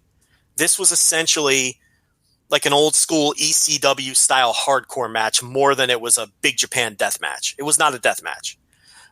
With that said, I think this is a case of one of those things where people see extreme opinions and they go way too far. The pendulum swings too far in the other direction. And I think we had too many people saying that it was safe. They didn't do it. No, it was a pretty dangerous match, which had some pretty gross stuff, but it wasn't even close to, like, you know, the barbaric, super dangerous death match that the other side was presenting it as. So I'm somewhere in the middle. Look, I thought it was kind of gross, whether it was gimmicked, barbed wire or not. They were stomping that shit into each other's backs, and that's gross. and their backs were bleeding. And, they're crawling, and whether it was fucking sugar glass or not, they're crawling through glass. And that's fucking gross. And, the spider web of fucking barbed wire is not a pleasant bump to take. Was it fucking Jimmy Lloyd blowing a brain buster on top of a fucking ladder through panes of glass with G-Raver and G-Raver almost dying? No, it wasn't that. And quite honestly, I think everybody's glad it wasn't that. Okay? Was it, a Big Japan death match with cinder blocks and razor blades and fucking saws and the shit we're going to talk about later and needles going through people's cheeks? No, it wasn't that. But at the same time, it wasn't some WWE no DQ match either, like some people were presenting it as, with, breakaway fucking stage spots and everything super sit. No, it was. So I fall somewhere in the middle when it comes to the danger aspect of the lights out match. Now, as far as the match itself, the actual result of it, I really liked this match. I thought there were some points that got a little slow, and I was getting a little bored, but I thought they ramped it up. I mean, it was a long match. It was 38 minutes and 46 seconds, which, I mean, you really could have cut off like a good 10 minutes of that match. Some of the stuff, like some of the long setups to getting the mousetrap out and doing this sort of stuff, I could have really lost a lot of that stuff. And I think the match context, the match overall, I think it did lose a little bit from those moments. But all in all, like the beginning I really liked. The end I loved, and I ended up rating this thing. I was very close to going to 5 stars. I really did enjoy it that much. I ended up going 4 and 3/4 because it felt at times like it got a little too long. But at the end of it, I was excited. I mean, I thought it was a tremendous match. I thought those guys told a great story in the ring. And yeah, there was maybe a little bit too much, and they maybe went a little too far in some ways. But I think it was also like some of the stuff they did too was just tremendous, pro wrestling and tremendous sort of back and forth stuff. And you really got the idea that these guys were in a fight and in a war or whatever. So I loved that aspect of it. And yeah, I thought it was a tremendous match. But where'd you kind of land on it, ultimately? Like you, I thought it was a little long, and there were points in the match where if I'm grabbing for my phone, it's a little long, and you're not holding my attention all the way through. And there were a couple points where I was tempted to grab at my phone. So that's usually my barometer if a match is holding my attention or not. Because then there's matches where I never grab for my phone, and those are matches where I'm completely enthralled in the story, and I'm not even thinking about my phone. And this one I was grabbing for my phone. It was a little long.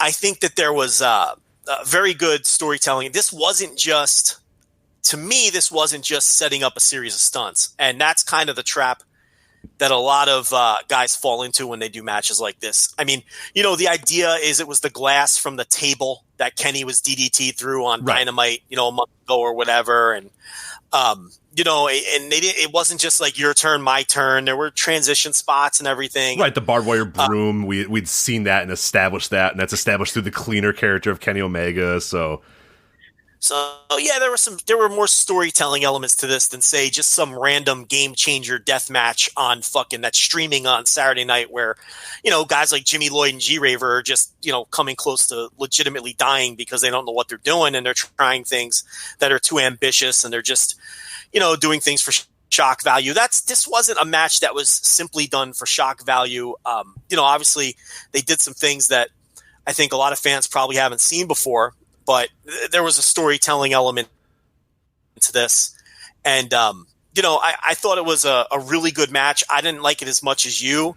I don't think it was match of the year level. And if you went 4 3/4, then, you do. Yeah. I went 4 1/4 on it. I went 4 1/4 because I thought, it was definitely worthy of being, the old, going into the notebook. But I didn't think it was match of the year level. It's actually interesting here. There's a lot of it's a very diverse match too, or a very divisive match, I should say here. Dave in the Observer, despite the fact that he said he hated the match, gave it 4 1/2 stars, I should say. So it was a weird thing where he said he hated it, then he rewatched it and said I hated it, but the fans liked it, so it was good type thing. So I don't know what the hell was kind of going on in Dave's mind there. I'm kind of tired of translating for people when it comes to Dave, but oddly, I completely understand what he's saying. What Dave is saying is he hates that they did all that shit. And because of that, he hates the match. But he recognizes recognizes that it was well worked, and he recognizes that they did a good job, and he recognizes that the match was over.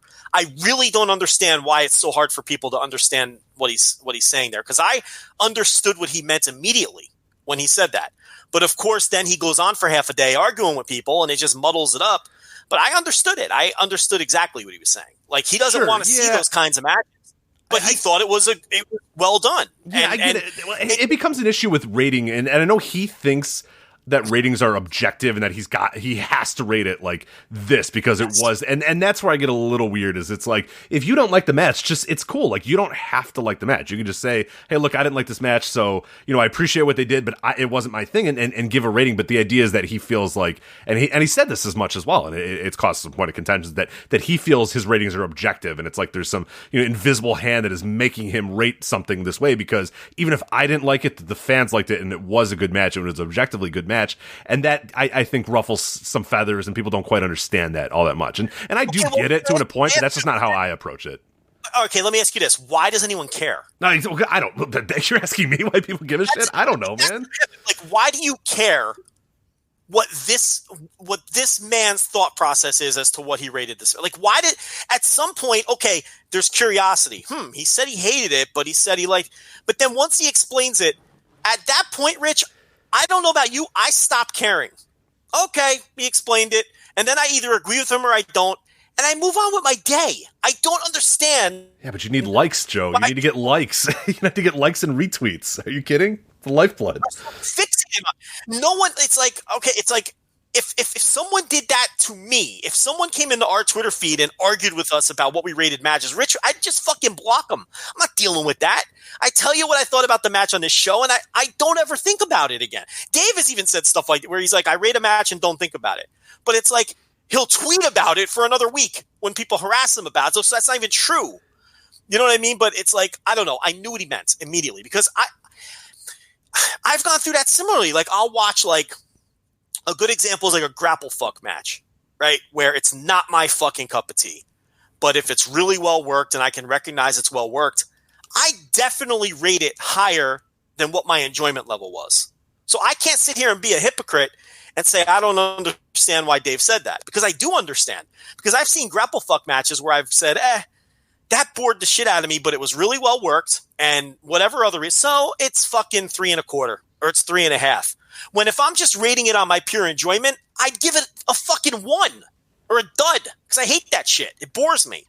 So do you see what I'm saying? Yeah, no, I get it totally. I've done the same thing as well, and I usually, I think there was a time where I was like sort of an objective rater, but I think in my recent years I've just decided, hey, did I enjoy this match or not? All right, here's what it is. You know, like, and that's the way I've gone. But people approach it differently. That's why it's not a universal scale. Across I try the board. to be fair about it. Like, just because a match wasn't for me, if they accomplished what they were trying to accomplish and it was well worked, I'm not going to sit here, because I think it's dishonest for me to say that Jonathan Gresham and whoever, Timothy Thatcher, I don't even know if that's a real match, but if that Gresham and Thatcher had a match, there's a good chance that I might not dig it as much as other people. But I know that those two guys are going to go out there and have a well-worked match. I think it's dishonest for me to say, oh, that was a fucking dud, just because I didn't like it. Right. Like, that's just my taste. You know what I mean? Like, and if you want to rank on your taste, if you want to star rate based on your taste, I don't even have a problem with that. I'm just saying that I don't always star rate simply based on my taste and how much I enjoy. Listen, and it works the other way too. If I go to my fucking local indie this weekend and the opener is a 4-way spot fest that I enjoy the fuck out of, I'm not giving it 5 stars, even if I enjoyed the shit. Because if the work was sloppy and there was no story whatsoever, I'm sorry, that's not a 5-star match. There's a cap to what I'm going to give a match like that. Even if I enjoy that more than Gresham and Thatcher, I might rate Gresham and Thatcher higher. So maybe that makes me the same kind of fucking weirdo that Dave is, and maybe that's why I understood his point and other people didn't. There you go. I think it's a good way to put it. So I'm going to add that to your monikers next week. So would you say a big fucking weirdo or I forget. Yeah, maybe I'm a fucking big weirdo like Dave, but was my point clear? Did I make sense when I laid that out? No, you absolutely did. Yeah, it's just, I mean, it's obsessive, Dave. people. So it's another week. So we'll have another Obsessive Dave week next week, and then another Obsessive Dave week the next week after that. So it is what it is. But cage match inmates 8.82 on this, and the grapple users, interestingly enough, 4.15. So they're kind of a little bit below you and very far below me as well. So I was kind of interested to see that rating there for 4.15 on grapple for that lights out match. But let's move over to the AEW World Title match here.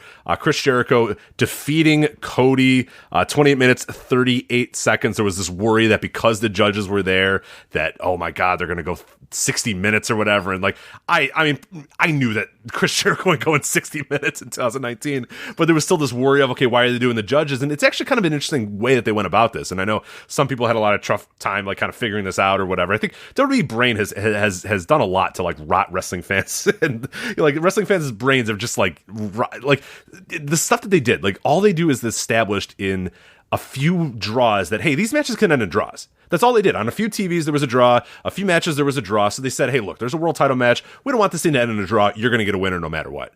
And that's what the judges are for. So the judges come out, they get a pop, and that's all it's for. It's just to let you know that you're going to get a result. Someone will win this title. Chris Jericho will retain the title, or Cody will win the title. But the idea that, oh my God, if they're saying it might be a draw, it's going to be a draw. It's like, no, they're just saying that we've had draws on TV and just letting you know confidently that you're going to get a winner on this night. You're going to get a champion crowned at the end of this night. You're not getting a draw. So that's all it was. So I saw a lot of freak out about, oh my God, they're going to go 60 minutes with it. Chris Jericho's not going 60 minutes in 2019. It's just not going to happen. But I talk about this behind the paywall.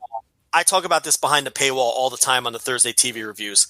People freak out about everything AEW does because they're viewing it through a WWE lens because they've been conditioned to view things through a WWE lens for the last 20 years. If WWE said that their world title match had a 60-minute time limit and 3 judges, Rich, that fucking match is going to the judges. You can write it down before it even fucking happens. So that's why people said that. I never thought for a second this match was going to the judges. Just like the time limit draws freaked everybody out. Oh my God, they're doing time because WWE doesn't do time limit draws. Just like the roll-up finishes in the tag team title tournament freaked everybody out. And people thought that that was like a cheap win for Scorpio Sky and Kazarian when they beat Pentagon and Phoenix with the roll-up. But again, you're viewing it through the WWE lens because whenever they do a small package finish, it's when the babyface gets a cheap banana peel win. This isn't WWE, and people have to stop viewing things through a WWE lens. They are reconditioning you to the AEW lens, to the AEW established storytelling methods in canon. And people really need to get that through their heads. Stop viewing the things that this company does through a WWE lens. Because you're totally going to miss the story that's happening in front of you when you do that. Right. Let them tell you the story. Let them tell you their story. Don't sort of assume what's going to happen. Yes. Like you have to kind of recondition your brain or go back to your brain or whatever it was, 20, 30 years ago before this stuff kind of got so rotted and so used. Because, another example as well, and I saw a lot of freak out this week as well, and I was like, holy shit, guys, like get an idea of what's going on here is when Scorpio Sky pinned Jericho in the main event of Dynamite. And I saw people going, oh my God, the world champion lost and all that sort of stuff. Yes, the world champion lost in a tag match to a tag team wrestler. But guess what's going to happen? That world champion is going to face that tag team wrestler in a singles match, and he's going to beat him because he's the world champion. He's going to beat the tag wrestler in a singles match, but the tag wrestler has a little bit up on him in a tag match. There's nothing wrong with that story. There's nothing wrong with your champion losing a match that he's going to eventually win because the winner is going to win. And like people go to the 50-50 booking. The 50-50 booking is not inherently in a sample size of 4 matches. Guys go back and forth. It's the same thing with the Pac and Page thing. We're going to talk about that a little bit later. 50-50 booking is like years and months and or whatever of guys win, guys lose, guys win, guys lose. That's what it was. But going 50-50, but then one guy winning and definitively quote unquote winning a feud is not 50-50 booking. Chris Jericho is going to beat Scorpio Sky and prove that he is better than him in a singles match capacity. That is not 50-50 booking just because Scorpio Sky beat him in a tag match. So there's this, again, like it's kind of broken brain thing. And I get it. I get why people are this way. There are people, and I say this all the time, there are people who have never watched any wrestling except what WWE's presented them. Right. That's all they've ever seen. That's all they've ever consumed. And I get it. I get why you're that way, but it's like you let these guys tell you the story. And I get it's going to take a while to get reconditioned or whatever, but let these stories be told and don't immediately jump to the conclusions by saying, oh, they're going to do this because this is what WWE does. They've proven that they're not going to do what WWE does in a lot of ways. And at this point, it's basically adults too. It's like anyone under 25 has only known one style of presenting American wrestling. So that's why people are thinking like, and it's not just a tag wrestler, Rich. It was the tag team champion. Of course he should be. It shouldn't be a shock that he's a better tag team wrestler than Chris Jericho, who's a singles wrestler predominantly. And yeah, and did you notice someone pointed this out? And I want to know if you picked up on this, because I did not. I can't take credit for it. I saw this on Twitter. Remember when Jericho first won the title and he was walking around backstage, the bubble thing, where he ended up doing the little bit of the bubble, right? But before he got to the bubble, he was walking around and just like talking shit to people randomly. There was one bit where he approached Scorpio Sky and he said, "See this title? You're never going to get a shot at this." And Scorpio Sky just kind of scowled at him. Rich, that's fucking, I don't know if that was on purpose, but I have to assume that it was. That's fucking awesome. That is great. Yeah, I did not know that until people pointed it out, and then I saw the clips or whatever, and I was like, fuck, that's great. That's for wrestling, man. That's the wrestling that I love, is like just that little bit of nugget that happens 5 weeks ago will matter, today. Whether it is intended to matter or not, you can go back and pull up the video and go, hey, this happened, and use it. Whether you wanted it at that point, if that was the long-term story or not, whatever, you got it, use it. I love that. That was great. And look, this is not the first time they've pulled shit like this. They do it on Being the Elite all the time. Okay. So it's like, that tells me that they are legitimately doing long-term booking and have long-term ideas already in the holster that they're just allowing to play out on their television now, which is fucking great. Rich, this is always what we've wanted. I'm not saying AEW has been perfect, because it hasn't been, but the little things like this and, the roll-up finishes that aren't treated like they're banana peels, and all of these things, like the possibility of time limit draws and dropping little hints that pay off months later. This is all the stuff that we've wanted in pro wrestling. This is still a brand new company that's been on TV for like 6 or 7 weeks and has had one pay-per-view since they've been on TV. I suggest that you all just sit back, take a deep breath, watch the show every week, and allow them to craft this world for you. Because so far they've done a tremendous job reinventing American television wrestling back to what it used to be in a lot of ways, with some new forward-thinking ideas sprinkled in. Absolutely. And that's why, to me, I've enjoyed this company so much. And on this pay-per-view, overall, I thought this was a great pay-per-view. I don't think it was Double or Nothing. I think Double or Nothing is a show of the year contender. But I do think that because it just felt so special and it was kind of their coming out party and all that.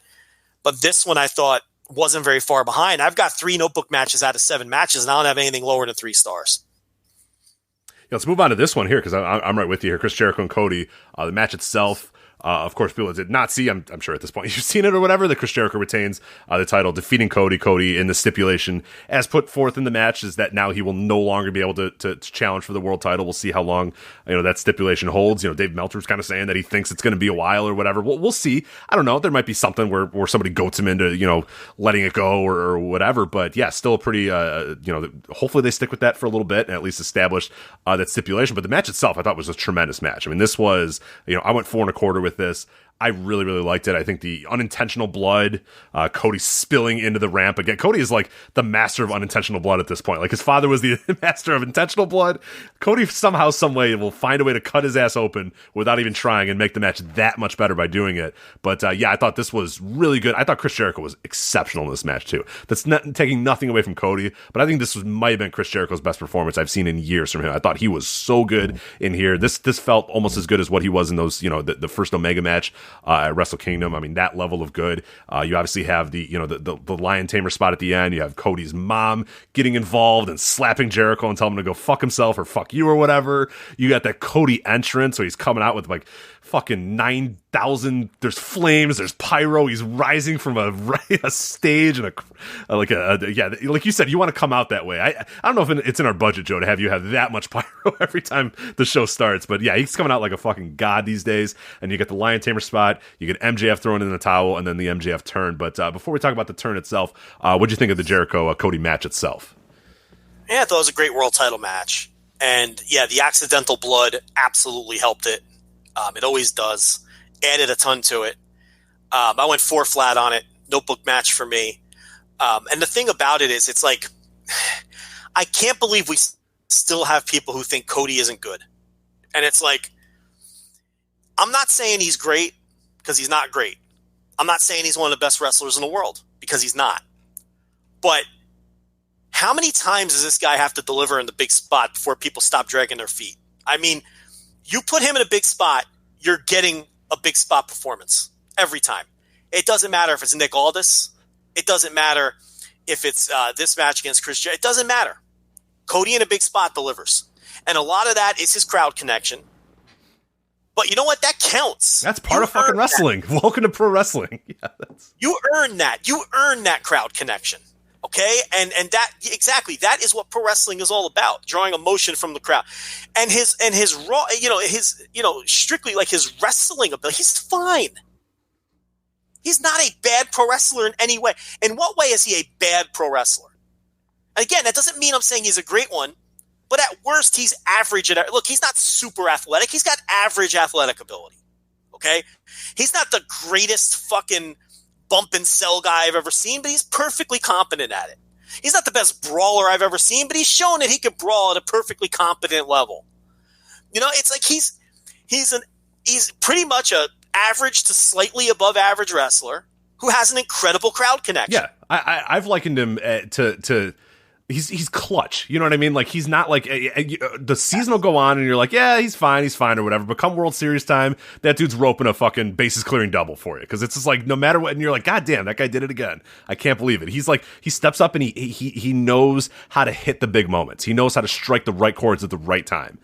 The stuff in between is not going to blow your doors off. It's not going to be spectacular stuff, but every single moment that he hits and every single kind of thing that he hits perfectly or crowd thing he does perfectly or one move that he does perfectly, it's all about that sort of stuff. He's honed in on that. He is not going to be the weekly guy that's going to go out there and just completely blow the doors off every single week with 4-star matches and all that sort of stuff. But on big moments in big matches, he's going to strike the right chords every single time. And we're seeing that lately. He's on a hell of a run now. He's on a year and a half long run now where those big time matches, he just fucking delivers. And yeah, if you can't believe, like, we're saying that, Joe and Rich, who's 6 years of us calling this guy shit, you know, if we have decided finally that, man, this guy's just getting it, he's starting to kind of click a little bit, like, we are the the biggest critics of him for all those years. But like, how do you deny this? How do you deny that he's just, it's just working in these main events for him right now? Okay, so we lost connection there for a second, but basically what we're saying is, if you think Cody's a bad wrestler, I don't know. You don't know what you're watching. So you're supposed to laugh there, Rich. Don't let me. I'm not trying to be mean. I'm just, Yes, the point. I forget that. Yeah, it was like 10 minutes later. I was like, oh yeah, right. I was like, what Cody? I don't even remember what we were talking about, but that was good stuff. But no, that's I enjoyed that match a lot. But, in some ways, I think he's very similar to his father. Now, he's not even half the star that his father was. That's not what I'm suggesting. But nobody thought Dusty Rhodes was a world beater bell to bell either. No, you know what I mean? Then in the big matches, his whole thing, fucking live and died by every move that he made, because he was he had a great connection to the crowd and great connection to you, the viewer. That's it. Yeah. And I think Cody is very similar in all those respects. He just doesn't have, obviously, the all-time elite level charisma that his father had, but very similar style of wrestlers in terms of how they get it done in a big match.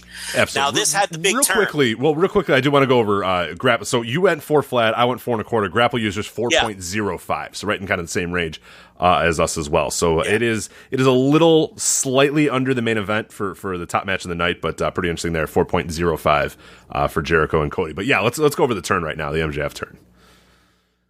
So they throw in the towel. MJF throws in the towel, which is how Cody ends up losing the match. As far as the stipulation, I know you alluded to it. I think they're going to adhere to it. I think they're going to establish that stipulations matter and that they're real. And what better way to do that than to establish one right out of the gate with the most popular babyface in the company adhering to the stipulation that he can never challenge for this title again. Rich, I think they're going to honor it. You think they're going to find a loophole 5 years from now? Or yeah, I do think, like, do I want to say, can I definitively say right now that in the entire history of AEW that Cody will never have another title shot? I don't buy that. I don't believe that. But the next year, The next 2 years? Yeah, I think they can easily do that. I think it's very easy to adhere to that in the short term. 4 or 5 years down the line, I feel like you're eventually going to be tempted to, hey, okay, let's have Cody, go for that mix or whatever. But I do hope that they stick with it for the short term, and I have every reason to believe that they will. Like this is a company so far that has not shown that they're going to tell you something and then lie about it and then just go the other way. They have sort of shown and established that these sort of things matter, and like you said, there's no better way to establish that something matters than slapping that big of a stipulation on one of your biggest stars right off the bat. Is an interesting way to go about it, and I'm sure it's a little bit of a challenge for Cody as well, thinking, hey, look, my dad, and we talked about this, last week as well, or a few weeks back, is that, hey, my dad wasn't really a guy that was always in the title mix, or always a guy going for the titles. He was a lot of chasing for the titles. He was a lot of doing other sort of stuff, and maybe Cody sees it as a challenge of like, hey, it'll be cool to kind of do other stories that don't revolve around that title. Again, like, can I definitively say in 5 years' time they're not going to find a way around it, and there's not going to be a heel that says, oh, who cares about the stipulation, Cody, I want you right away. Like, I think they're gonna break it eventually, but yeah, in the short term, it's pretty cool if they've done that and established that, and I'm fascinated to see if they do stick with it in the short term. I don't know. I think this is one of those Tony Khan things, and I believe in Tony Khan. I think he's a wrestling nerd. I think it probably bothers him that stipulations have become meaningless, and I think in his wrestling promotion, I think he wants to establish that stipulations matter. I truly believe they're going to adhere to it. I don't think Cody cares if he ever holds that title. And I don't think Cody needs to hold that title. He's going to be over regardless. And I don't know. I'm going to go different. And it'll never be, unless we're doing this show for the next 20 years, I guess we'll never find out who was right. But and I know you don't want to be doing this show for the next 20 years. But I'm okay with that, though. No, I'm fine with that. No, it's fine. I joke. All jokes aside, that'd be great if we're doing it for 20 more years. I hope I'm still not punching a clock 20 years from now and then coming home and doing the show. But hey, hopefully this thing starts to fucking pay off a little bit after 20. But yeah, I mean, I think they'll adhere to it. But as far as a lot of people were saying because MJF threw in the towel, that's kind of their out if they want to get out of the stipulation. Right. I didn't. But lose. Some of he forced me to lose. But yeah. Yeah, but some of the executive vice presidents went on Twitter and said unequivocally, no, we are sticking to the stipulation. He lost the match. He's never getting a title shot again. So they kind of shit on that as well. As far as the turn itself, do you think it came a little too soon? I do. I do. And I think this, honestly, and I mentioned it in the preview portion of the podcast we did last week on the Overrun, is I thought the stipulation came a little too soon. I think that maybe you established that stipulation after a few, you have Jericho and Cody have one match and Hager interferes or Hager does something shitty or whatever and Jericho gets the win that way. Then Cody gets, or whatever way you want to do it. Some way where the final thing is like, okay, look, I want this title match. I want this shot or whatever. And that's when he kind of goes and we had that stipulation. And in the same sense with the MJF turn, I wanted a little bit more hints. I wanted a little bit more, kind of sprinkles there. And I think you could tell that story over the course of telling the story of this Jericho-Cody feud. I think this Cody-Jericho feud easily could have been 3 matches or 2 matches or whatever you wanted it to be. And in that final match, after so many times of like, okay, this is it for Cody. Cody's tried tried like hell and he just hasn't been able to do it. Well, now on this occasion, he's got MJF out for him or what. Like there was just a lot of ways I think they could have done it and then they maybe rushed into it a little too much. With that said, I'm liking the turn so far and I think it has some good potential. I just think that you could have gotten more months out of telling the sort of leading the breadcrumbs of that hint of a turn and then let a little bit more with the Cody Jericho. But now we see that they're just going to go with it. They're going to move on. Cody's going to do stuff with MJF and Wardlow and all that other stuff or whatever. And Jericho's going to move on to different things as well. But to me, I would have stretched this out a little bit more. I think it was done a little too soon. And I'm still a little lost as far as like motivation of why MJF waited until the end. It's one of those turns that sometimes I have a little, I kind of scratch my head on is like, why would you wait until the end of this 28-minute match or whatever to decide that you're going to screw this guy over or whatever? Or was it a thing where he threw in the towel and then Cody got upset about it and then MJF kind of got upset at him for getting upset? Like, I don't know that we established that all the way in that promo last week. We just sort of established that we hate Cody Rhodes. Is kind of all I heard from MJF. And it was kind of weird in that sense. It's like, well, if you hated him, why'd you wait 28 minutes to fuck him over? Well, I think because he was waiting to pick the right spot. I think that's kind of what the idea is. What you're saying is, all right, throw the fucking towel as soon as the bell rings, right? But I think he was waiting to have it come off a little more plausible So he waited for Cody to be in a submission hold before he threw the towel in. And then, so I don't know. I don't quite have as much of a problem with that. Honestly, I didn't even think about that until you brought it up. And then when you brought it up, it made me think about it, and you kind of ruined it for me. But I think that was kind of the idea behind it. I will sell you in one thing and maybe turn you around a little bit, and I did notice this throughout the match as well, is that MJF never helped out. He never attacked Hager. He never attacked Jericho. He was there, and he kind of watched from the outside, but never got involved in the match as well, which is one of my biggest pet peeves, is when a guy gets involved in a match, beats up the opponents, and then waits 25 minutes and then turns on a guy and then goes, yeah, I hit you with a chair, but whatever, it doesn't matter, we're all friends now. Like, that shit I hate. And they didn't do that. MJF was there, and it was kind of weird. They're like, oh, when's MJF going to sort of help out Cody, or when he's going to do that? And then, I think Excalibur even said, well, he's just going to wait back and let Cody kind of work his own matches. So that's the way that you can kind of establish it, that MJF, like you said, was waiting for the time and decided, okay, this is the perfect moment. But again, I have this weird thing where it's like, well, man, you left a lot open for interpretation. Like, you needed Cody to be in the middle of the ring, in the Lion Tamer. All this sort of stuff had to happen for you then to throw in the towel. Like, all these sort of things had to come together for that turn to work, in the sense. But maybe he would have turned on him even if Cody won, right? Right, and you can establish that where. But what you're saying is, we shouldn't be he should have made that clear in his promo the next night. Yeah, and I don't think he did. Yeah, on Wednesday night. I don't think he did that, unfortunately. Yes. So that's where I'm a little down on it. I thought that promo was great, though, because the delivery, the cadence, everything, I was just like, fuck, this guy's a great heel. I just wanted a little bit of that, here's why I turned on Cody, and here's why I did it when I did it. Here's why I threw the towel specifically. And Right. And we didn't really get that. So, I got to be fair, and I got to criticize it where I see it. I like the turn, but I would have liked a little bit more of details of why it happened, when it happened, or whatever. Because I know they thought about that. I'm positive that this company thinks about stuff like that, and I just want to hear why that was the time they chose to do it. So, yeah, instead of us creating our own headcanon. Right, exactly. Oh, well, maybe he would have turned on him anyway, or maybe, but just make it clear. Just tell us, he come out on Wednesday and tell us why you threw the towel when you did. That's all. That's all we're asking. So I actually think that's a pretty fair critique, and one that I had not thought about. Now, as far as the turn happening too soon, in the moment, I was thinking, oh, man, I was hoping they would milk this another year or whatever. It feels way too soon. But then when they did the promo Wednesday with MJF and Jericho, that was so fucking great that, forget it. All thoughts that they did the turn too soon went right out the window for me. Because he was so phenomenal and knocked it out of the park. So, Rich, he's in there with an all-time great in an all-time great promo guy in Chris Jericho. And he not only held his own, he almost outshined him. Yeah. That's how absolutely. good he was. Yeah. He is so good. This guy, 4 years into his career, is already one of the top 0.01% promos in wrestling, and I'm almost ready to call him an all-timer. I mean, I'd like to see a few more, but I'm confident he's going to keep delivering. This guy is incredible, and that's another thing. Like, that's why he never has to be a super worker. Like, he's competent in the ring, right? Barely competent in the ring. Like, he's just good enough. But it doesn't matter because he's so overwhelmingly great at all of the other things. He's arguably the best heel promo in wrestling right now.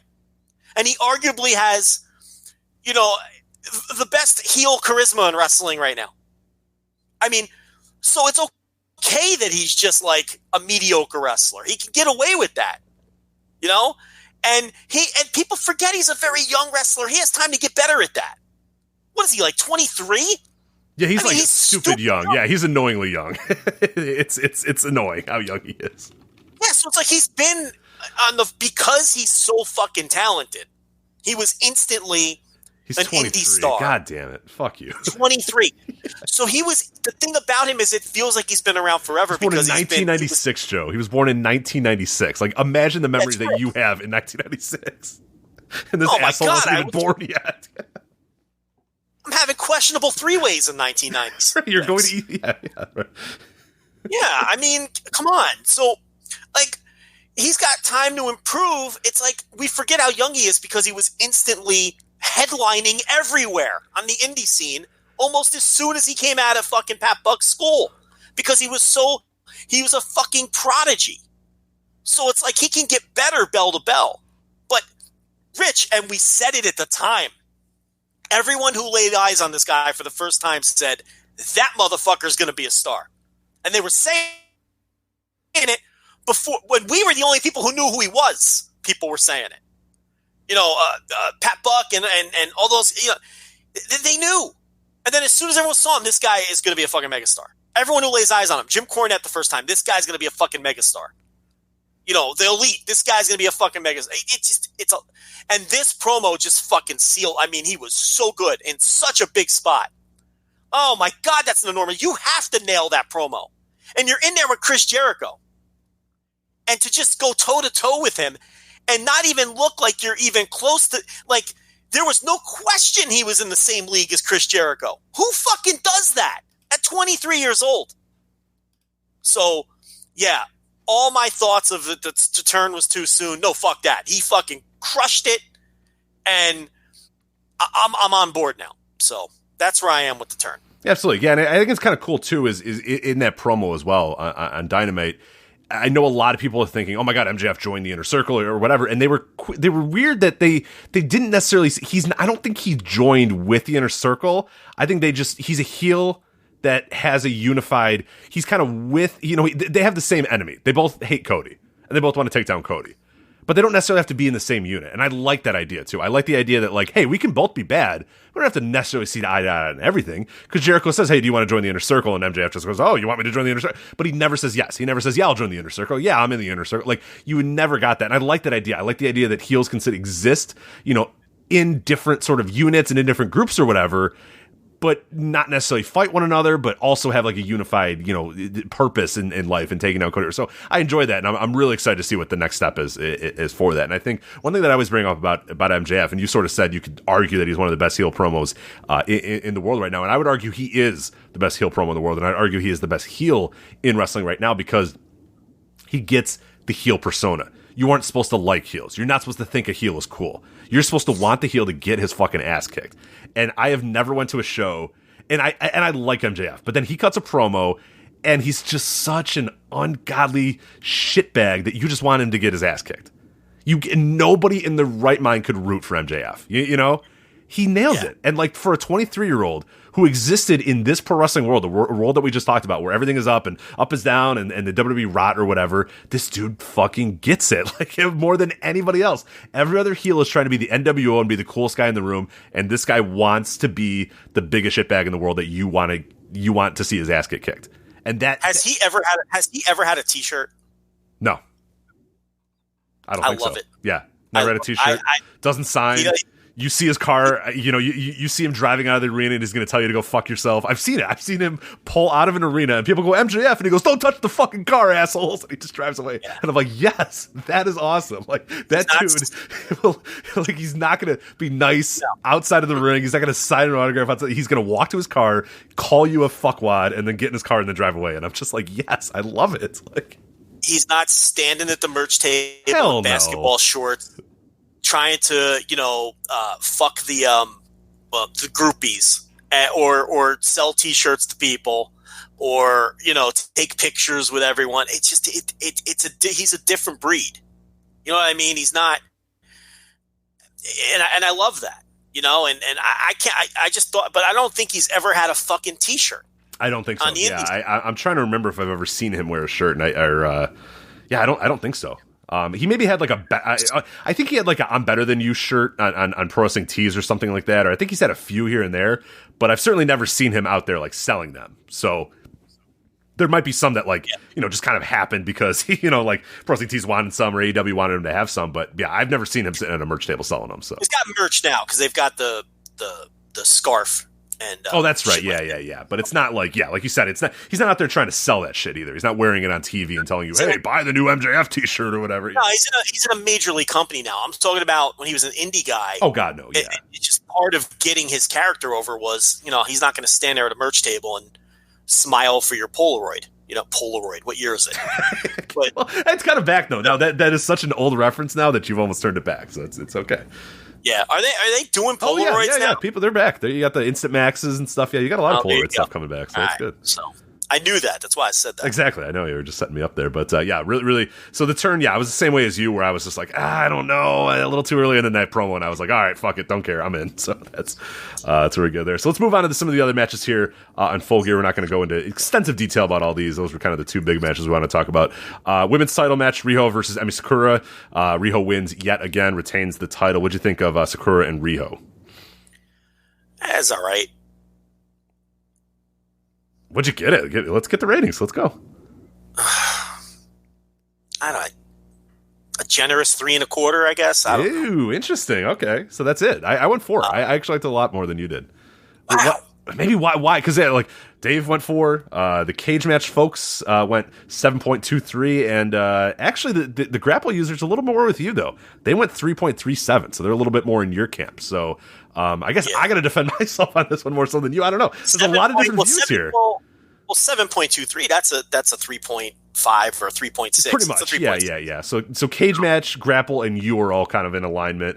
And Under then Dave and I are kind of in the same. You and Dave are right at 4. Yeah. So I don't know. I mean, I thought it was fine, but I thought it was. I mean, I thought it was just a match, and if I'm being honest, I mean, I know I went 3.25 in the Grapple app, but I don't know. I mean, I felt like going any lower. I don't know. I graded it on the curve, Rich. That's what I'm trying not to say. I went on the curve. I didn't think that much of it. I thought it was okay. Listen, Riho, I have accepted, just does not work for me. I think she's a perfectly competent wrestler that does nothing for me. Here's the thing. If you're going to be that tiny, you've got to be special in some way for me. You have to have overwhelming charisma, which she does not. Okay, this is not fucking Rey Mysterio charisma. I mean, don't even come at me with that. You have to be a world-class something in the ring. Usually if you're that small, it's like flying, right? And again, she's not some kind of innovative, world-changing fucking performer in the ring like a Rey Mysterio was, which is why, he got over with me, and I'm using him as he's like the ultimate example of he's the greatest small wrestler of all time. So maybe it's an unfair comparison, but I'm just trying to make my point here. I don't find her especially special or overwhelmingly good at anything. I think she's just a nice wrestler who's clearly a good wrestler who also happens to be 90 pounds, couldn't break glass with her strikes, and it's like, this isn't a Cornette rant, right? Because it's like, it's. I've heard other people have that critique about her. She's like, her shit looks weak. She doesn't come across special in any way. And I could tell that there's a well-trained, solid professional wrestler there, but I just don't buy her. And it's not only that I don't buy her, it's like, she never overwhelms me in any way. And if I'm being honest, I'm ready for them to move on and put the title on someone else. And I don't know. I don't know. And this match was okay. It was fine. There's nothing wrong with this match. But this was 10,000 other 3-star matches that I've seen and did absolutely nothing for me. So I don't think you're totally off base there. Myself. No, and I don't think you're totally off base there. Like, I enjoyed this one because of the story that was kind of came in there with the teacher versus student, and I like that Sakura was like real aggressive to her. Like the story that they told is that Sakura was the smarter wrestler almost the entire time, and was in some ways kind of the better wrestler because she was the teacher or whatever. So she's beating her up and she's hitting her with like that was most of the offense came from Sakura just like throwing this girl around, like throwing Riho around and throwing her with backbreakers and kicks and throwing Vader bombs and all this sort of stuff or whatever. And then what I liked in the finishing sequence, which is Riho finally got some momentum, hit a few double stomps. And then what was interesting too, and I like this, it was a little kind of an ode to what happened on Dynamite, is that Asuka, rolled her up with a Mashra cradle on Dynamite, but then Riho kind of reversed that in here and kind of said, okay, no, I learned from what you did, a few weeks ago when you pinned me, and rolled her up and got the win that way. So it was kind of a counter to the move that beat her, a few weeks ago on Dynamite. So I like that little aspect of it. I like the student teacher stuff, but ultimately when it was done, I like the match and I think Riho's been good, but I'm with you that I'm kind of ready for a different story, because I think they've kind of told the plucky underdog story with Riho a lot now. And this was a good win because it's a win against her teacher, whatever, but I'm ready for Riho to either start kind of dominating people or start really looking good, or I'm ready for a different story. So I can say that I enjoyed this and I went 4 stars with it and I really liked it, but I'm also kind of, I think I'm kind of over the Riho thing and I'm ready for them to move on. So it's one of those weird things where I can like it in the moment, but yeah, I want a little bit more out of this women's division, and I haven't quite gotten that with Riho, and I hope that this isn't the ceiling. I hope that there's many more better things to come from this. I hope, again, this isn't the best we get, but in the meantime, it might be the best we get, because the rest of the roster, we'll talk about the pre-show match, not really, I don't know if it's going to be able to handle what she's looking for, so... Yeah, I mean, she's one of the best wrestlers that they have in that. I mean, their women's division stinks. I went on a rant behind it. It's horrible. Paywall. It's a terrible women's division. It's awful. To me, what they're doing here is the way I see it is, I think that this was a placeholder title defense with a little story they had to tell here. And I think Kong is going to squash her and win the title. I think for sure. Yeah, no. When Riho loses, she's going to lose definitively. It's going to be someone's going to beat her in like you said, Kong's going to beat her in 10 seconds or whatever. It's going to make people very mad, but that's going to be the idea, is that, hey, this little plucky underdog, she fought through it all, but she's not going to beat Kong, and then Kong just beats her in 10 seconds. Or right. Nyla Rose was that story too, where Nyla Rose could just go in there and beat her in 30 seconds and pin her, and it's like, oh fuck, yeah, that's a real champion right there. So yeah. Well, in a perfect world, Nyla Rose would be ready and they wouldn't need Kong. Right. Because Kong is washed up. Kong has been washed up for 10 years. So, but Nyla Rose isn't ready, and I don't think they think she's ready. So it's Kong in the position, and I really think they want the visual of the enormous Kong squashing Riho, who will have... Now, look, she's over. I mean, crowds like her. So it's like you'll get a lot of sympathy on her if Kong just goes in there and destroys her for the title. You know what I mean? So that... But I think that's the setup here. I think that's why they put the title on Riho to begin with, because I think the long-term plan was for the Brandy-led Kong to get the big visual, the size difference and all that, and win the title that way from the tiny wrestler who, where Kong is guaranteed to get booed because it looks like she's picking on someone, a quarter of her size. Right, so exactly. I feel like that's the way they're going with it. And they have effectively gotten Riho over to where that will work, I think. So they've done a good job with Riho. I want to be clear. She doesn't connect with me. And, it's the same thing. Again, we're going to talk about it. We're going to talk about it in Noah a little bit later too. Like I know what your style of what you like out of your champions, and Riho and Kiyomiya. It's not it. Oh my God, they survived another night. Thank God. Like that's not I was fine with it because I like the story of this match, but I also agree that I'm not into she survived. Oh, whew, that was a close one. Wait till let's see if she survives next week. Like I don't. Hey, listen. I used Rey Mysterio as my comparison point. That's why I hated him in WWE all these years, because it's the same fucking underdog shit. It never works for me.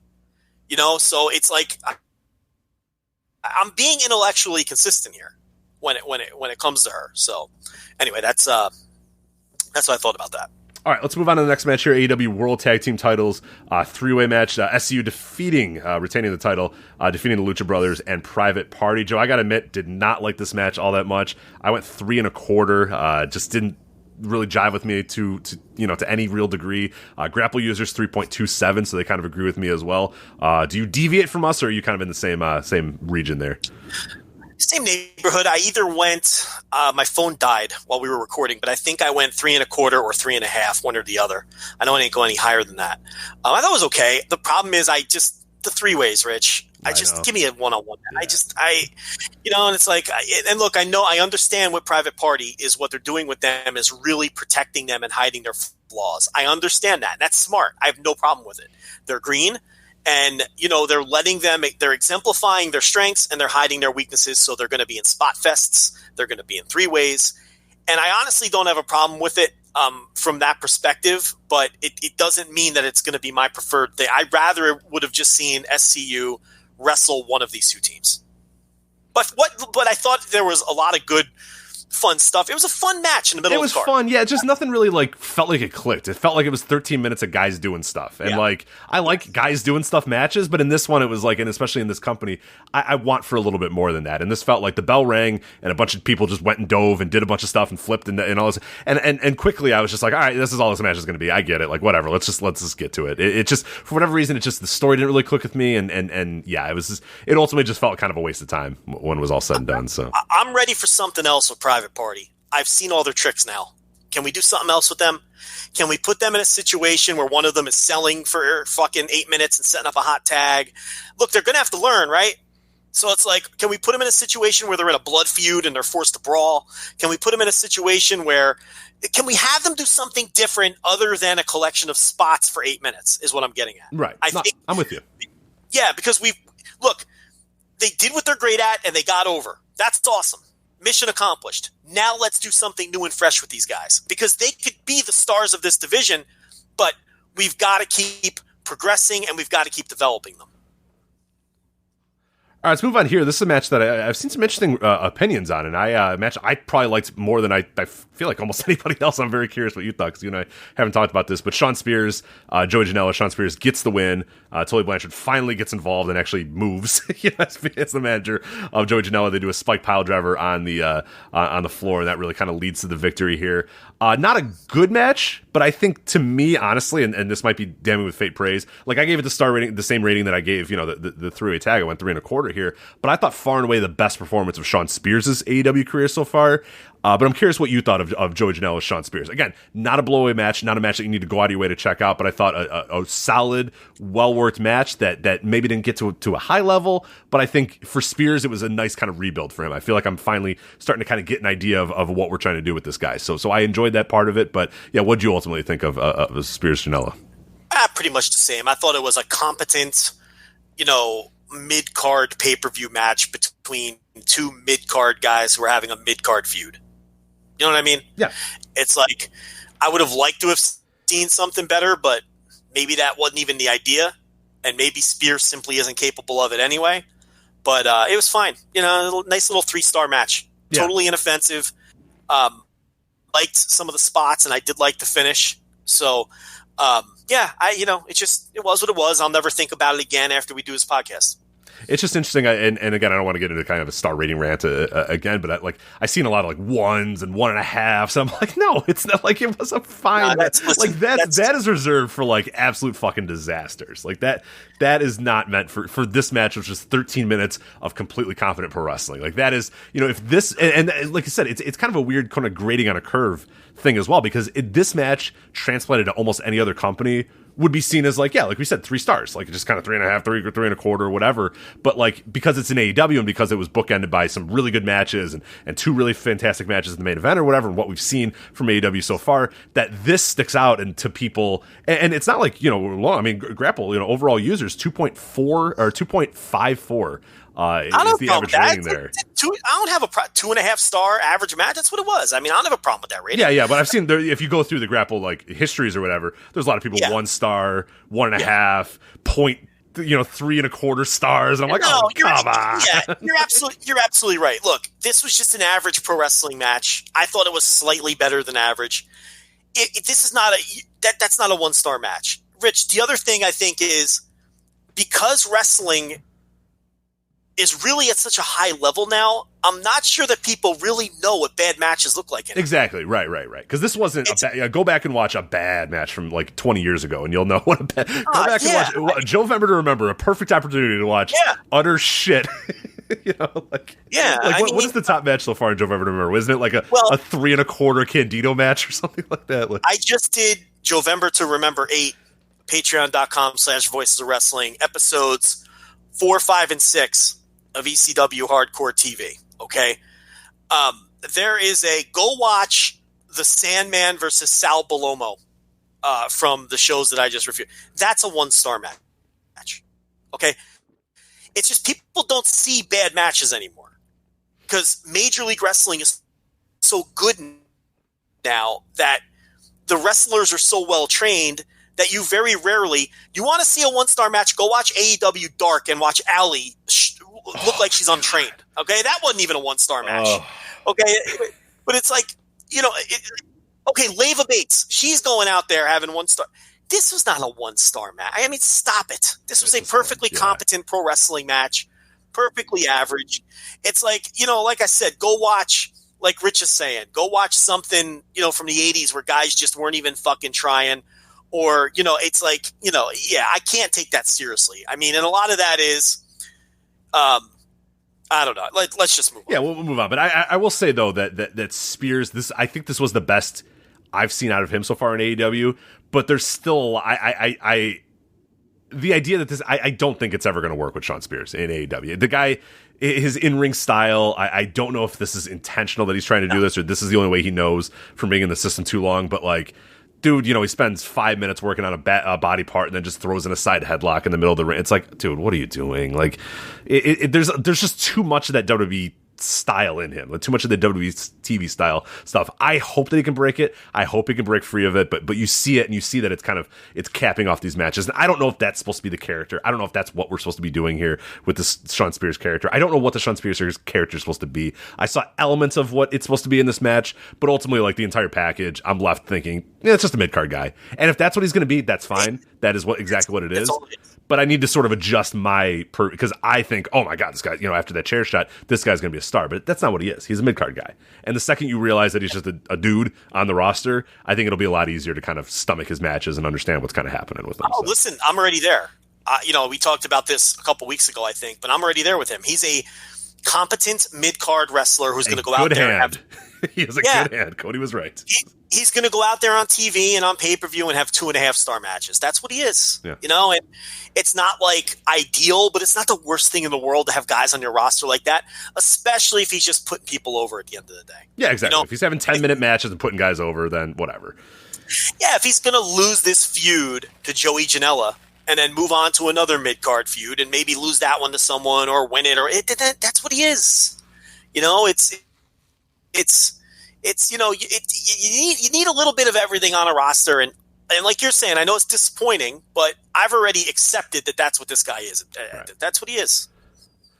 All right, we'll move on to the last two matches here on the main show here. You had Adam Page defeating Pac. This was pretty good. I like this one better than a lot of the prior Page matches so far in AEW. I think it's the best he looked thus far in AEW. And yeah, I think it was 18 minutes, which I think at times went a little bit long. I think you can maybe have stretched or cut a few minutes off of this. But ultimately, I really like this one. I thought this is really good chemistry between these two guys. I think they... now having watched Dynamite, I think the Dynamite match blew this one out of the water. I think that Dynamite match was way better than this one. But still, I like this one a lot. What'd you think of this one?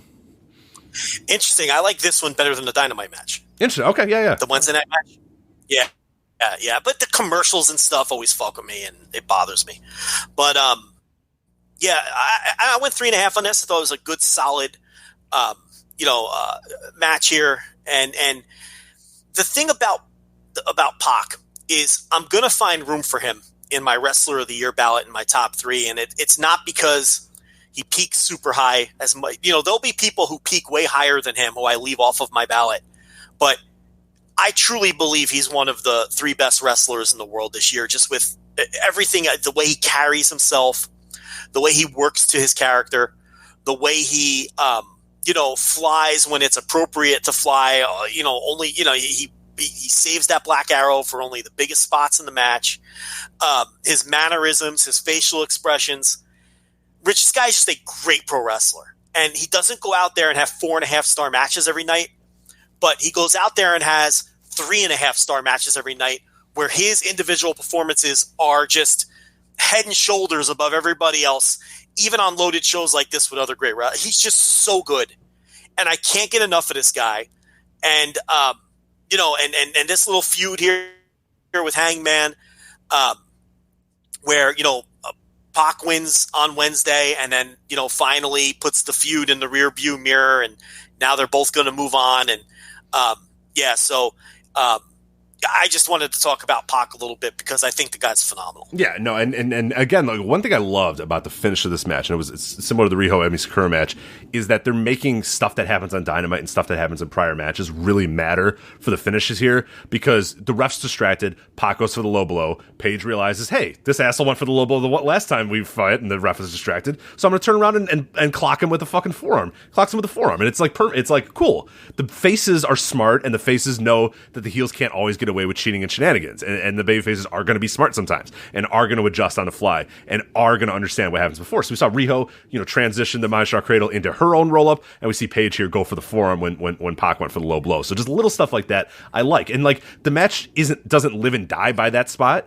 But if you know that spot and remember that spot, it's another little caveat to go, hey, that's a cool little thing that they did. That's awesome. Again, you can watch the match and not know that spot happened 2 weeks ago, and the match will still be pretty good to you. But again, it's just a nice little Easter eggs to let you know, hey, the stuff you're watching, the matches on Dynamite, the other pay-per-view matches, the other matches these guys have, they all matter. They're all for purpose. So the stuff you're watching, the stuff you're noticing, you're not doing it as a waste. Again, it rewards you for thinking. It rewards you for being a loyal fan. It rewards you, for watching and consuming the product. So that I really do enjoy.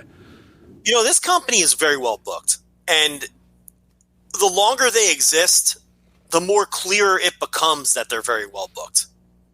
And it's like we talked about before. We're all kind of learning on the fly what their booking style is. These two guys, Rich, have been feuding from literally day one. And, they had the complications with the visa, although they'll never admit it. And it kind of threw it off a little bit. But then they finally wrapped up this feud on Dynamite this past weekend with all the stuff you just talked about, where all the other past matches matter and all of that. And we see that up and down the card. And, I don't think there's no such thing as a perfectly booked promotion or anything like that. But man, the more shows that they get under their belt and the more that we see, it becomes clearer and clearer that this is a very well booked promotion. So now the proof will be the most important things will be that they, push the right people at the top. And so far they have. But you got to pick the right guy to beat Jericho. You got to get the important things right. And again, they're a brand new promotion, so we don't know how that's going to go. But in terms of getting new people over, when it comes to MJF and Private Party and things like that, and Riho, they have succeeded tremendously in getting new people over. They have shown the ability to do, with long-term feuds, like this Pac Hangman Page thing, at any point in the card too, whether it's mid-card, upper mid-card, or main event. They've run red hot angles on television. This is a very well-booked promotion. I'm not ready to say great. I got to see the big picture stuff come together. But man, I got to tell you, I don't have many complaints about the booking. Yeah, so far I've liked a lot. I mean, except for the women's division aside, which we'll talk about here in a sec. The opener, though, we'll touch on this one before we talk about that pre-show match, was the Proud and Powerful defeating the Young Bucks here. And I thought this was a little bit more of a methodical match. I was kind of surprised that it wasn't like the Young Bucks style match that we've had, but we've seen them have these style of matches as well. When people say, oh, all the Young Bucks do is run around and do flips and all this other stuff and super kicks, we always say that it exposes you as not watching Young Bucks matches and just sort of watching GIFs and sort of reacting that way, because they've had matches like this. We've seen New Japan matches with these guys that have been like this, where it's one of the Jacks is selling an injury, selling the back, selling the knee, selling the leg. In this case, it's selling a shin and a leg, and they can do the slow down sort of methodical matches or whatnot. So this one I thought was good, not great, but a pretty solid opener. I went 3.25 with it. Again, not a match that I think, oh my god, you have to go out of your way to check out, but I think it's cool to sort of establish that the Bucks can have other types of matches and can have other style matches that instead of what people just always assume are just, insane super kick parties and all that sort of stuff. And to be fair, in AEW, that's really all they've kind of done to this point, but in here they kind of slowed it down a little bit, which I think is a smart way and a smart strategy to sort of establish this. And really what this is doing is it's just beginning this feud and getting you ready for what's going on with this feud, which is going to continue for what appears to be a little while as well. So I think this was a good starter to the feud. Get Proud and Powerful a nice, good win at the beginning here. But what'd you think of a Proud and Powerful Young Bucks? I love this. I went 4 stars. I thought it was a notch below the top 2 matches on the show. Because it's just not what the Bucks have been doing. I'm so sick of the Lucha Brothers spot fests at this point. And it didn't even feel like Santana and Ortiz in this company. They're like a brand new tag team. Like, I really liked them, and I loved them in Impact, and I liked all their independent stuff. But it's like they've got a fresh coat of paint here, and they even feel fresh and different. And this was worked like a traditional tag team match. They came out because it was a heated feud with the Fry Takayama double Fry Takayama spot, and then it settled into a traditional tag match. They worked in the Rock and Roll Express with the bump over the railing.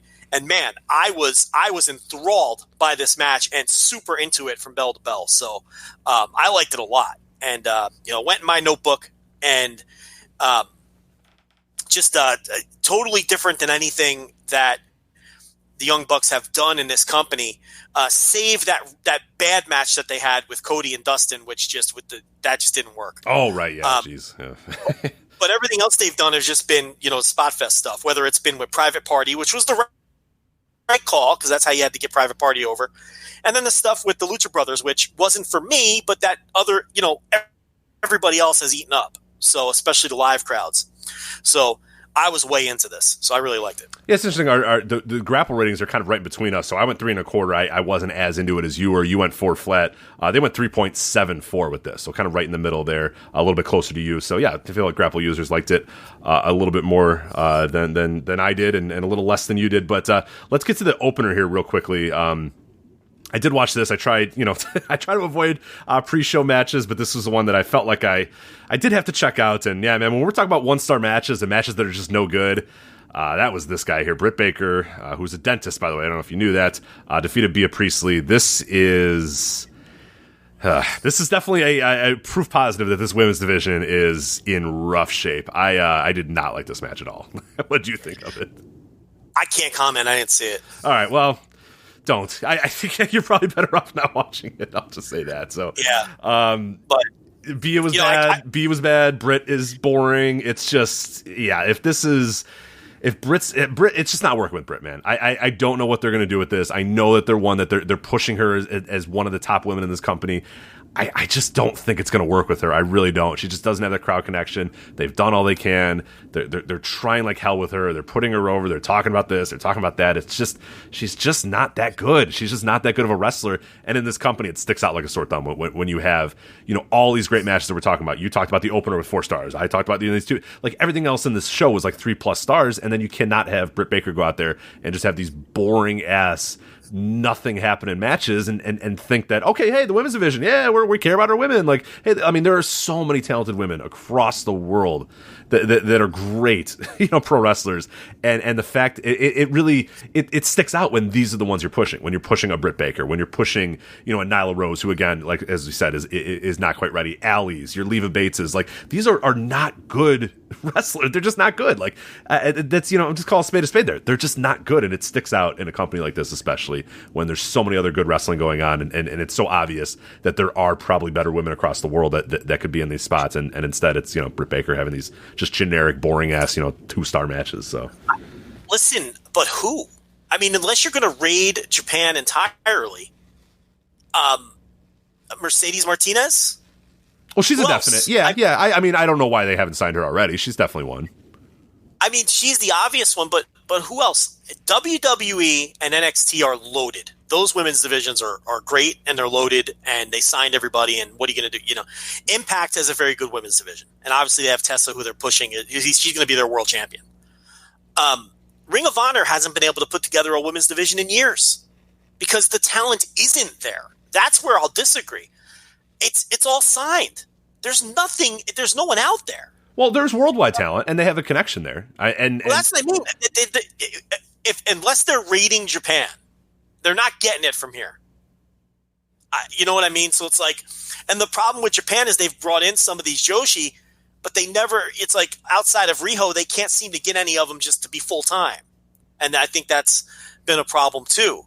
And it's like, the women's division is bad, and I think people are coming down on the booking of the women's division and saying that they're not putting effort into it. And I think that's bullshit. I think the problem is the women's division stinks. Yeah, they put a bunch of effort into this. Yeah, there's only people are saying, oh my God, there's only one women's match on Dynamite. Oh my God, if there was 2 women's matches, can you fucking imagine we'd have Aew versus Leva Bates on Dynamite. We don't need that. We don't want that. Nobody wants that. You can't put that shit on TV. Look at the women's matches on Dark. Do you want that on Dynamite? You can't put that on Dynamite. I don't. I really don't. You can't put that on Dynamite. You can't devote more time on Dynamite to the women's matches until the women are good. You can't just put them on there for the sake of having them on there. That's counterproductive because no one's going to get over. Now, they did a good job with bringing in Jamie Hayter and Shanna because I think both of those girls are good. Yeah, Shez McKenzie, too, is another one that's kind of they've kind of been around and lurking around her, so hopefully she'll get signed pretty soon, too. I mean, sign her or don't sign her. And if she's fucking – I don't know what's going on with her. You know what I mean? It's like if she, either on both sides. Either fucking bring her in or don't. You know what I mean? It's like, come on already. Because the division needs it. Okay? I don't want to hear this shit that's not booked well. Who the fuck – how many people have been pushed harder than Britt Baker? Right. I mean, really. I don't think Gato is going to book this division pretty. You know what I mean? Like, what are you doing when you have Nyla Rose, who they've pushed like hell but is not ready? You've had Britt Baker, who, oh my God, they've done everything in the universe to get Britt Baker over. You couldn't do more for Britt Baker than what they've done. They've done a great job with Riho. They've gotten Riho over. They're doing this story with Brandy Rhodes and Khan, which is now coming into focus. They have put there's down card booking in this women's division, which you don't see in some companies because you got this Britt Baker B Priestley down card feud that they have going on. They've booked it well. They haven't ignored it. There's multiple programs going on at the same time. The problem is it lacks depth and it isn't very good. That's the issue. The issue isn't the booking. They've put effort into the booking, okay? But there's only so much you can do with this bad roster. Until you get some of these Joshi over here full-time, that'll improve things, okay? And until you go out there and you got to improve the roster. My God, the worst thing in the world they could do is give people like Ali TV time. Come on. That's crazy. That's going to be counterproductive. It's like, are these people watching these matches on Dark, which are heavily edited and are still atrocious? Yeah, that's the best part is that they edited it and said, all right, this is the best we can do. Just fucking release it because it still sucks, even though they're like... And they're still a sub-major league. They're still minor league matches. Bad, yeah. And a lot of that, and that's where I will criticize the company because they're also giving them like 13 minutes. What are you doing? Why are these matches I don't know. So they're long? just letting them. I guess they're just letting them fucking drown. Or I don't know. No. I'm saying, Allie, Leva, you got 5 minutes. Go out there and do something for 5 minutes. But yeah, I'm not giving those guys 15 minutes. I'm not giving Allie or Leva Bates ever. More than 10 minutes in a wrestling match. I mean, Leva Bates is legitimately the worst Major League Pro wrestler in the world. There's nobody worse than her. But to be fair, it's not like they push her. Okay, she goes out. But the thing about it is, she should never wrestle. Leva Bates should never wrestle, not even on Dark. It's an embarrassment. It's not Major League. And it's like, and Allie should not sniff Dynamite until she can have a competent match where she's not tripping over her own feet on Dark. Can we at least do that first before we talk about putting her on Dynamite? I mean, give me a break. So, I mean, yeah, I don't know. The booking, I think, has not been a problem at all. It's the depth of the division. Yeah, and it's a the problem. depth of the talent, for sure. They've got to find it up. All right, let's move on to some of the topics here. We got about a little over half an hour left in the show here, and we got a ton we had to still talk about. But let's start here. This week, we saw yet another British wrestling promotion, IPW UK, close their doors, officially announced that they are no longer running shows. And this got us kind of thinking, and this has been kind of a topic going on for quite a while about the British wrestling scene and the European wrestling scene at large. And we had the host of the BritWres Roundtable, Robin Reed, we had him kind of compile a list for us of all the companies that have either died or scaled down since NXT UK was announced. So this is kind of, and again, for the record, not all these companies went out of business because WWE came into the marketplace. That is not what we're saying here. But what we're saying, though, is since that happened, all these companies something has happened to these companies, whether it's they were going to go down anyway, or it's because there was NXT UK, or there's competition in the marketplace, or there's lack of wrestlers, whatever. It doesn't matter. Regardless of, since NXT UK really got launched and really started getting going, these are the companies that have stopped running shows or have downsided, okay? Defiant, Southside, IPW UK, that happened this week, Clash, Chaos, Breed, who was on a hiatus for a long time, and I think they just came back with that cave show like a few weeks ago. ICW, who are now running a fourth of the shows that they used to run. Lucha Forever, 5 Star, Fight Nation, Pro Wrestling Kingdom, Great Bear, Pro Wrestling Pride, Fight Forever, which have not run a show since March, so presumably on hiatus or gone. World of Sport, probably the biggest one there. PWU, CCU, Strohfire Wrestling Alliance. I think I pronounced that right. Doesn't matter. They haven't run a show since March. Doesn't matter. OWE UK, that thing didn't even really launch or get off the ground. And then I think more telling, or probably the most telling here, is Progress, who, Progress is still operating and still doing stuff, but they drew last year for the biggest show 5,000 people. This year for the biggest show, they drew below 2.5 thousand. So they drew below 2,500 people for their last show, their last big show, I should say. So those are the companies that have either downsized or gone completely away since NXT UK joined the marketplace. Joe, what is going on to this scene? We know what's going on. I mean, not all of them ever are a direct result of WWE. I mean, some of these companies probably wouldn't have made it anyway. But, it's fairly obvious that, it's WWE came in, and what happened was exactly what everybody thought would happen. Slowly and systematically, we've seen these promotions just disappear. And that's what happens. You come in, you sign up every decent piece of talent, or just about every decent piece of talent, and then you restrict where they can go, and then these promotions cease to draw, and then they cease to exist.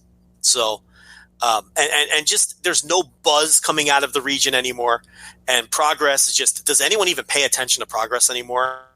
I mean, I couldn't tell you the first thing what's going on in Progress this year, because and that, like you said, may be the biggest casualty of all, because Progress was red hot until all of this went down.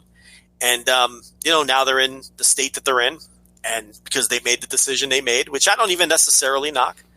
And then, obviously World of Sport, which also was the impetus for all of this, that never even had a chance to get off the ground. But maybe it wouldn't have. Maybe it would have failed anyway, but WWE UK ensured, or at least helped it fail. And then there's some of these other smaller promotions, or mid-sized promotions, that without question suffered because they just weren't able to book the level of talent that they were able to book previously. And again, the worst thing about it is it was a red-hot region full of buzz, and it now has none. Just none. There's just no buzz coming out of there at all, outside of OTT, which is, that's Ireland, and they're somewhat loosely affiliated too. So, even WXW took a hit, obviously, because they lost all their biggest stars to WWE. They don't have the buzz that they once had. It's just sad, and that's why I think anyone who's a big-time pro wrestling fan, you don't want them to come to Japan. Because even though it would be harder for them to do this in Japan and get a foothold, just culturally and things like that, just the threat of it is scary. I wouldn't want to see this happen in Japan. And yeah, Japan has bigger, more established companies that would be harder. And I understand it. I understand there's differences, but you don't even want the threat. This is what happens. Mm-hmm. It's just you just torch it and you burn it and it's done. It's a shame. Yeah, we talked about it at the time too. We said that this is the playbook. I mean, this is what the playbook has been. This feels very reminiscent. I wasn't alive when it happened, or I wasn't really following wrestling obviously intently while it was happening. But this is we said at the time, this is the Vince McMahon territory playbook. I mean, anybody read Death of the Territories by Tim Hornbaker. Follow that. Do some history. Do a little lookup of what happened with the territory. It was exactly the same thing. They come in. They say, "Hey, no, we're buds. We're gonna feature your guys on our television, and you'll be better. Your guys will be better for it." And then when they come back to your territories, they'll draw better. And everyone went, "Oh, okay, yeah, that sounds great. That's good. Oh, we get to show you Junkyard Dog on USA, and then he's gonna come to Louisiana and draw for us. Oh, sounds great, perfect." And yeah, maybe that happens once or twice. But then the next time you announce Junkyard Dog, no, he's gonna come work for us. Nah, he's not gonna be able to work that show. And I think that's the thing that a lot of people sort of maybe lost track of the buyer confidence and the confidence that fans had in the companies. Because what we saw, and we, again, anybody with a brain knew this was going to happen, is that they were told, hey, no, you can still work your indies. No, Pete Dunne, you can still work every indie you want. Just has to get approved by us, and as long as we don't need you, yeah, go ahead, you can work, Defiant, or yeah, you can work this company, or you can work wherever, or whatever. And what happened is these companies will say, hey, Pete Dunne's going to be on the show. Buy your tickets today, and everyone goes, oh, cool, Pete Dunne and Tyler Bate, and all these guys are going to be on the show, or whatever. And then, oh, actually, Pete Dunne can't be on the show. He's busy. He has to do this thing here for us. Or okay, so the replacement is this guy. All right, cool. Well, actually, no, Tyler Bate now can't wrestle on that show either. So what happens is the confidence of the buyer goes, okay, look, like you're telling me that these guys are going to appear, but I have no confidence they're going to appear. And that happens a few times, and then people just stop, buying tickets ahead of time or stop getting excited about shows because they know, okay, let me see who you're actually going to book here. And then eventually the company says, well, fuck, we don't want to fuck over our fans, so we're not going to book those big stars anymore. But then they don't have guys ready in the next, level because those stars just got plucked from them. And they haven't had a chance to build up the next level and get ready for the next stream of guys. So, and then you get what you have here. So it's playbook. It's exactly what happened with the territories. We'll feature your guys on our television, and you guys will be better for it. And then they plucked all those guys away, and then the territories, believe it or not, they weren't better for it because they weren't ready for it. They didn't prepare, and those guys, all the big stars were gone, and they were left with just the scrap heap. And fans basically said, "No, we liked the stars, or you didn't really build it." They didn't build that next wave of guys. They didn't see it coming, and yeah, like you said, a lot of these promotions failed because they were probably going to fail anyway, or failed because they were bad at pro wrestling business. But still, to see that just a sweep of an entire scene just burnt to the crisp, like we all said was going to happen, it just sucks because it was like you said it was going to happen, you thought it was going to happen, but you really hoped that they were going to be able to pull through it, or that like enough companies would rally and enough stars would emerge or whatever. But unfortunately, it's exactly what we thought was going to happen, and that's probably the most disappointing thing is we all saw it coming, and everybody with a brain knew it was going to happen, and it happened exactly how we thought it was going to happen, and that's the most disappointing thing about it. And you have to wonder where Rev Pro would be without New Japan. So, and the other thing about it is, it would at least soften the blow if NXT UK was good, right? Oh, but it's not. And it would soften the blow if NXT UK was good, and if WWE cared about it and put any effort into it. And neither of those things are true. So that makes it even more of a slap in the face. Right? They got what they already got what they wanted out of NXT UK. They got what because so what we just that list we just said there is what they wanted out of NXT UK. Don't get it twisted that this was what we just listed right there is exactly what they wanted to happen. They have a few little talents. They got their 4 or 5 guys, and that's what happened with the Death of Territories too. They got your JYDs. They got your other guys. You got your little Hulk. Like they got all those guys. They got all the guys that they needed, and to them it didn't matter. They got 4 or 5 different guys for their depth, and they're good. And now this any sort of competition in this marketplace is gone, and that's exactly what they want. It was never about growing the scene. It was never about making more fans aware. It was about getting the guys that they wanted and making sure that there was no competition in the marketplace for them. That's all it is. And nipping World of Sport in the bud, So something that probably wouldn't have worked out anyway is the whole sad part about this is World of Sport probably would have flamed out on its own. Show with a dated model, and it probably wouldn't even have worked. But WWE wanted to make sure that it didn't work to protect their, so nobody else could get on Major League television in the region. So, yeah, it's terrible, and you just wish NXT UK was a little better, but they don't put any effort into it, and it shows. How many times can we see Joe Coffey challenge for the NXT UK title? I mean, well, hopefully a little bit more, Joe. I don't know if you saw spoilers, but hopefully a little bit more because it's not going away, unfortunately. I know, and I don't get it, Joe. Please sell me on this Joe Coffey thing. Please sell me on.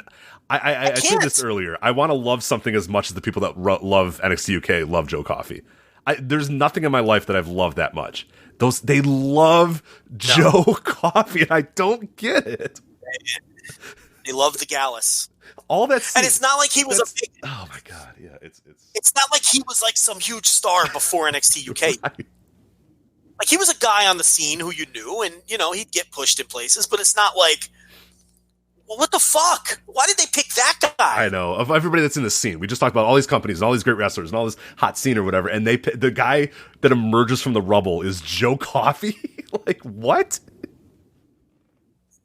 Well, you know why? Because all of the other people that are more talented, they're using in Orlando, and they're moving up. They're using in real NXT. Right. So you take away Pete Dunne and Tyler Bate, and and it's like, what you're left with Joe Coffey.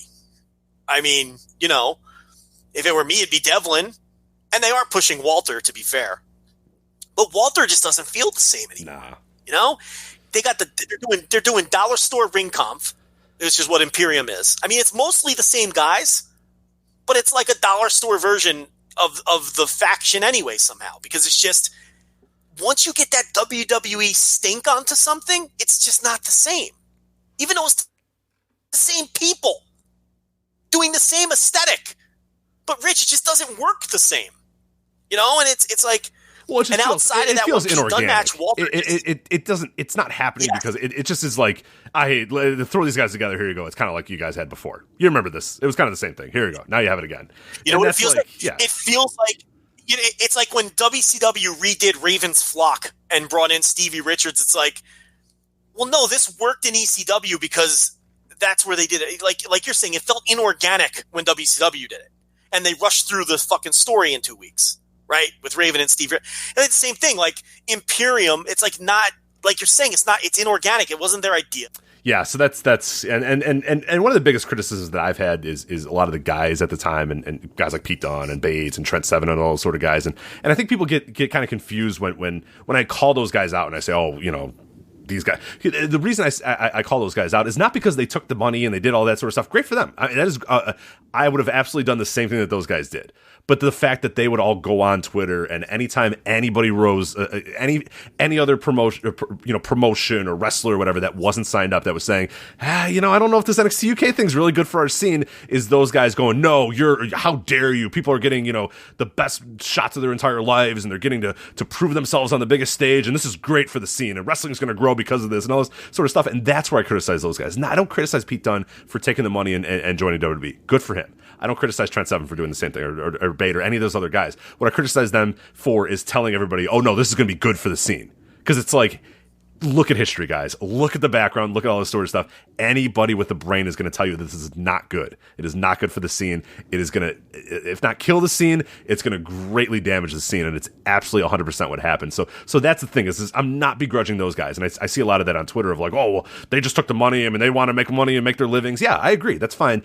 That's fine. You can say, hey, I took the money and whatever, but don't then tell everybody, oh, no. It's good. It's a good thing that this is happening. Promise it's going to be good when everybody in the world knows it's not going to be good. And those people that were raising concerns were raising legitimate concerns that this was not going to be good for the scene. And lo and behold, those guys were exactly right. And the people that were saying, no, this is good for the scene were absolutely wrong because the scene is just completely decimated. So, well, yeah. Pete Dunne not only refuses to take the L, he just won't shut the fuck up. Like at some point, you just gotta. If you don't want to take the L, I get it, but stop talking. Stop saying these things over. You just stop. You know what I mean? Just back away and leave it alone. At minimum, if you're not going to take the L, that's the problem with Pete Dunne. But yeah, just a sad epilogue on all of this. With what has played out here was exactly what everybody expected to play out. All right, let's get to these two shows that we wanted to touch on a little bit last week, but we didn't get a chance to. This is the Big Japan Sumo Hall show and the Pro Wrestling Noah Sumo Hall show as well. The Noah one had not dropped by the time we recorded last week, so we were going to wait until this week to talk about it anyway. Big Japan we didn't have a time to really touch on, so we wanted to get into a little bit of that. So let's start with Noah, though. Noah the Best 2019. I think the first thing that we need to talk about before we talk about some of the matches that we enjoyed was the attendance. 5,523 in Sumo Hall for Pro Wrestling Noah. A tremendous number for them. But Joe, what do you sort of make of it given some of the circumstances surrounding the show? No, I mean, it's a good number. You can't deny that. It's a very strong number. They got to be pleased with it. To be fair, it's down from last year's Sumo Hall. Last year's Sumo Hall did over 6,000, but it had Kenta. That had the Kenta, borrowed from WWE and doing the 20th anniversary match from Marufuji. But still, I mean, they were down from last year, and this show was also loaded with a bunch of special guests. Okay, they brought in Noah names from the past. They brought in Eddie Edwards. They brought in Michael Elgin. They brought in the Great Muta. So they loaded up this one too, which is what you have to do when you're a struggling company and you're running a big building. But yeah, no, 55-23 is a great number for them at this stage of the game. The question is, how much of that was Kaito Kiyomiya and in his match against Kano, and how much of that was the special guests?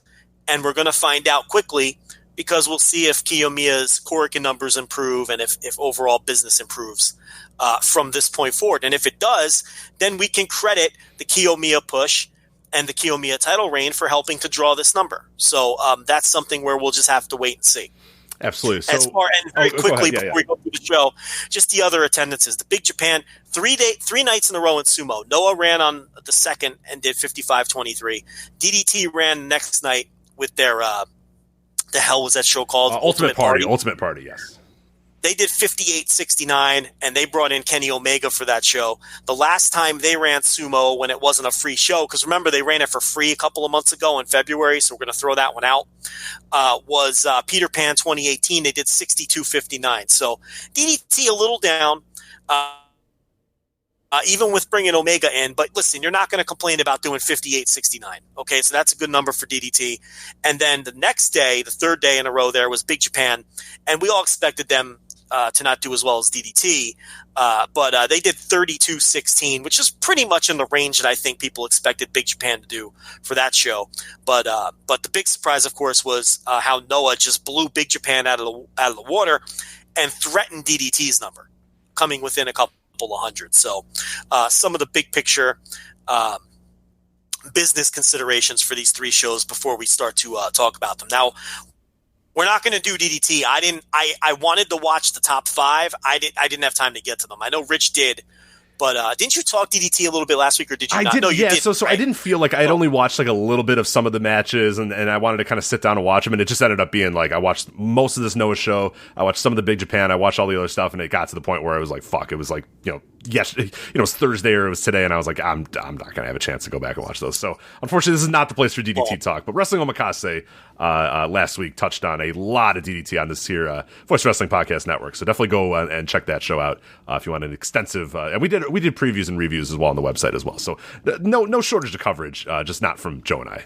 So yeah, I just didn't have time to watch it, and I did intend to watch it. I probably will watch it. We'll put it on the pile with Starrcade 91. So what do we got? We're going to do Noah first? Yeah, let's go with Noah first. So yeah, any big highlights? I did not see a lot of the undercard stuff.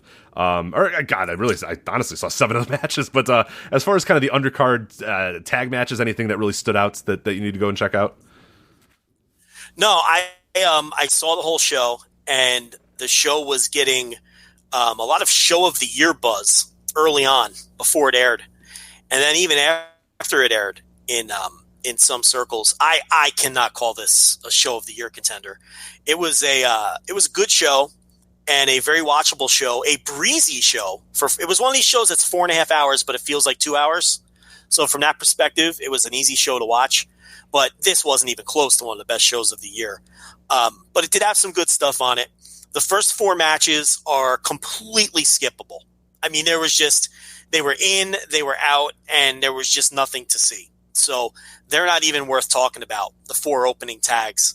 There was nothing bad, but I don't know. The Momota and Tamon Honda versus Akitoshi Saito and Masao Inoue. That doesn't sound good.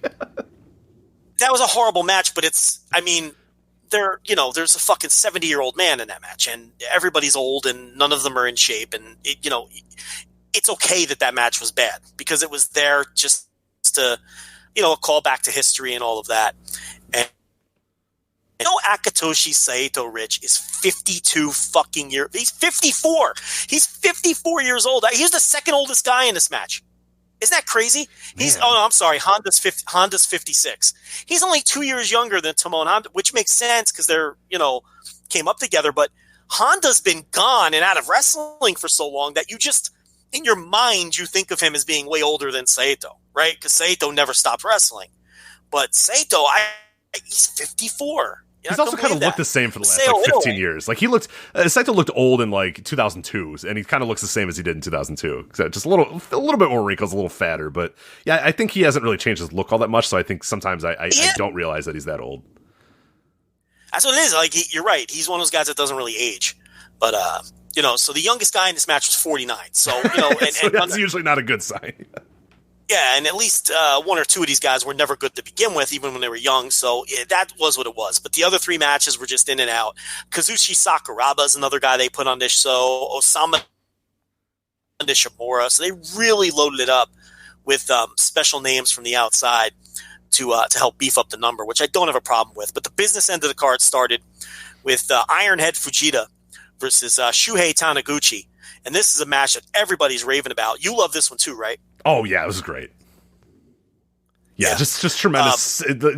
So it starts out. It's only like 8 minutes long. It starts out where they're kind of just kind of seeing where the other one kind of goes, and they're getting all puffy chested at one another, and they get outside of the ring and they start kind of chopping a little bit, and then they roll back in the ring, and the last 5 minutes is just them punching each other until it's finally over, and it rocked. Yeah. It was so good. Like the first few minutes, I'm like, this is kind of boring. I heard people saying that this match was great, and I'm waiting. I'm like, all right, what's going to happen here? What's going to happen? They roll in the ring, and then they just proceed. Like I said, for 5 minutes, just punch and kick and chop and lariat the fuck out of each other until it's over. And I was like, that ruled. That was awesome. Yeah, Fujita is he's very old, but he still works very stiff, and he still comes off very credible. That's what's important. He doesn't, he's how old is Fujita? Let me check this real quick. Fujita is 49, so he's a little younger than I thought, but he he's almost the same age as Segura. Can you believe that? Jesus. I'm blown away by these Noah ages right now. They're the same age. But Ironhead, I mean, he comes off credible, and Taniguchi was bleeding, and Taniguchi did the 2 big splashes to try to put him away and wasn't able to. This match was very good. I mean, I saw people throwing like 5 stars at it. I think that's crazy. I mean, it wasn't that good. I mean, geez, can we pump the brakes, please? It was a nice little 8-minute match, but I like the novelty of it as much as the next guy. But what else I came out of this with is it's very clear they're pushing Fujita, and I think he's going to get a title shot against Kiyomiya, which I don't think is the worst idea, because if you're going to plow forward with Kiyomiya, you may as well have him go through these fucking badass motherfuckers to continue to try to get Kiyomiya over. Right. So if they do Fujita versus Kiyomiya, I actually think it's a smart move. And I think they're going to do that because Fujita never loses. I mean, he comes in and he beats everybody on these shows. So, and just based on the backstage comments and stuff, you just get the impression that he's going to get a push. So next up was the junior tag team title match. This was Daisuke Harada and Terasuke. I really killed it that time. Terasuke, right? Terasuke. That's how you say it. I like that. Yeah, that was good. Terasuke. And they won the titles from Kotaro Suzuki and Yoshinori Ogawa. This is the first title win ever in Noah for Terasuke. And, I'm not a fan of Rattel's. Harada is really the only one I like. And, this was a match, somewhere 3-star range. Nice little mid-card match. Didn't do a ton for me. Did you see this? I did. I actually liked it. Maybe a little bit more than you. No, was it like the match of the night? Absolutely not. But I thought it was pretty solid. I like when Harada was in there with Suzuki. Yeah. I thought there was some really good action between those two guys. But again, like you said, it was kind of when Ogawa got in, it kind of slowed down a little bit. When Terasuke got in, it was kind of slowed down a little bit. It was like when Harada and Suzuki got in there, I was like, let's fucking go. But obviously, it was 10 minutes, and they weren't in there a lot. But there was the makings of a really, really, really good match in there. But ultimately, I was left, just kind of thinking, hey, that was pretty good, but not great. And there was definitely something, I don't know, when you have 2 of the 4 guys in the ring, are just not really, I don't know. I just don't really work for me quite on that level. But I did think anytime Harada and Suzuki were in there was some really, really good action. So I liked it maybe a little bit more than you, but yeah, not like a, match of the night or anything like that. So I still love Ogawa. I think Ogawa and Suzuki had a tremendous summer and into the fall here as they lose the tag team titles. I like the old man juniors in Noah way better than I like Rattel's. But it's a nice little mid-card match. I didn't have a problem with it. And then we had the junior heavyweight title match, the singles match, GHC junior heavyweight title match. The battle of the never-ending war between Hayata and Yohei. It's just these guys are partners. Then they're going against each other, then they're partners again. I'm just over it. And I really don't love these guys anyway. I think in a perfect world, they're undercard juniors. I don't think they're guys where if you had a deeper junior division, they're not people that I think, would be pushed. But, it is what it is. And, they're okay, but there's a ceiling with these two. And they have the same match every time. And I'm just over them. And it was fine. And, I'd put it at 3 and 3 1/4, somewhere in that range. But, I didn't think super highly of it. What'd you think of this? Yeah, I'm kind of right where you're at, too. And I think a lot of it is buy-in. There's probably a lot of people that are super into these two guys that maybe like this match more than you and I do. But it was kind of the same thing. It was just like, a little bit of back and forth, went about 15 minutes or so. But I never really felt like I was really watching this epic showdown between these two guys. And at the end of the day, it was fine. But like you said, yeah, 3 stars, 3 1/4 is about the highest I can go with it. It was fine, but not anything that I'll ever remember. So I like how they get right to it, though. They just get right to it, especially in this match. They just got right to the meat of the match and just went right into, because these two guys are just these are flippy-do guys. These aren't two guys you're going to look to have, deep psychology. And they didn't set this up with fucking mat work. No, right out of the gate, they're fucking doing flips. So I'll give them credit for that. The GHC tag team titles, this was Go Shiozaki and Katsuhiko Nakajima. This is Axis. They are getting all kinds of tag team of the year buzz. They successfully defend their titles against Masa Kitamiya and Yoshiki Inamura. Rich, to me, this was the most surprising performance of the night. Was not Shiozaki and Nakajima, who have been having good matches all year, but this Kitamiya Inamura team. Yeah. I don't know about you. I loved it. I'm in.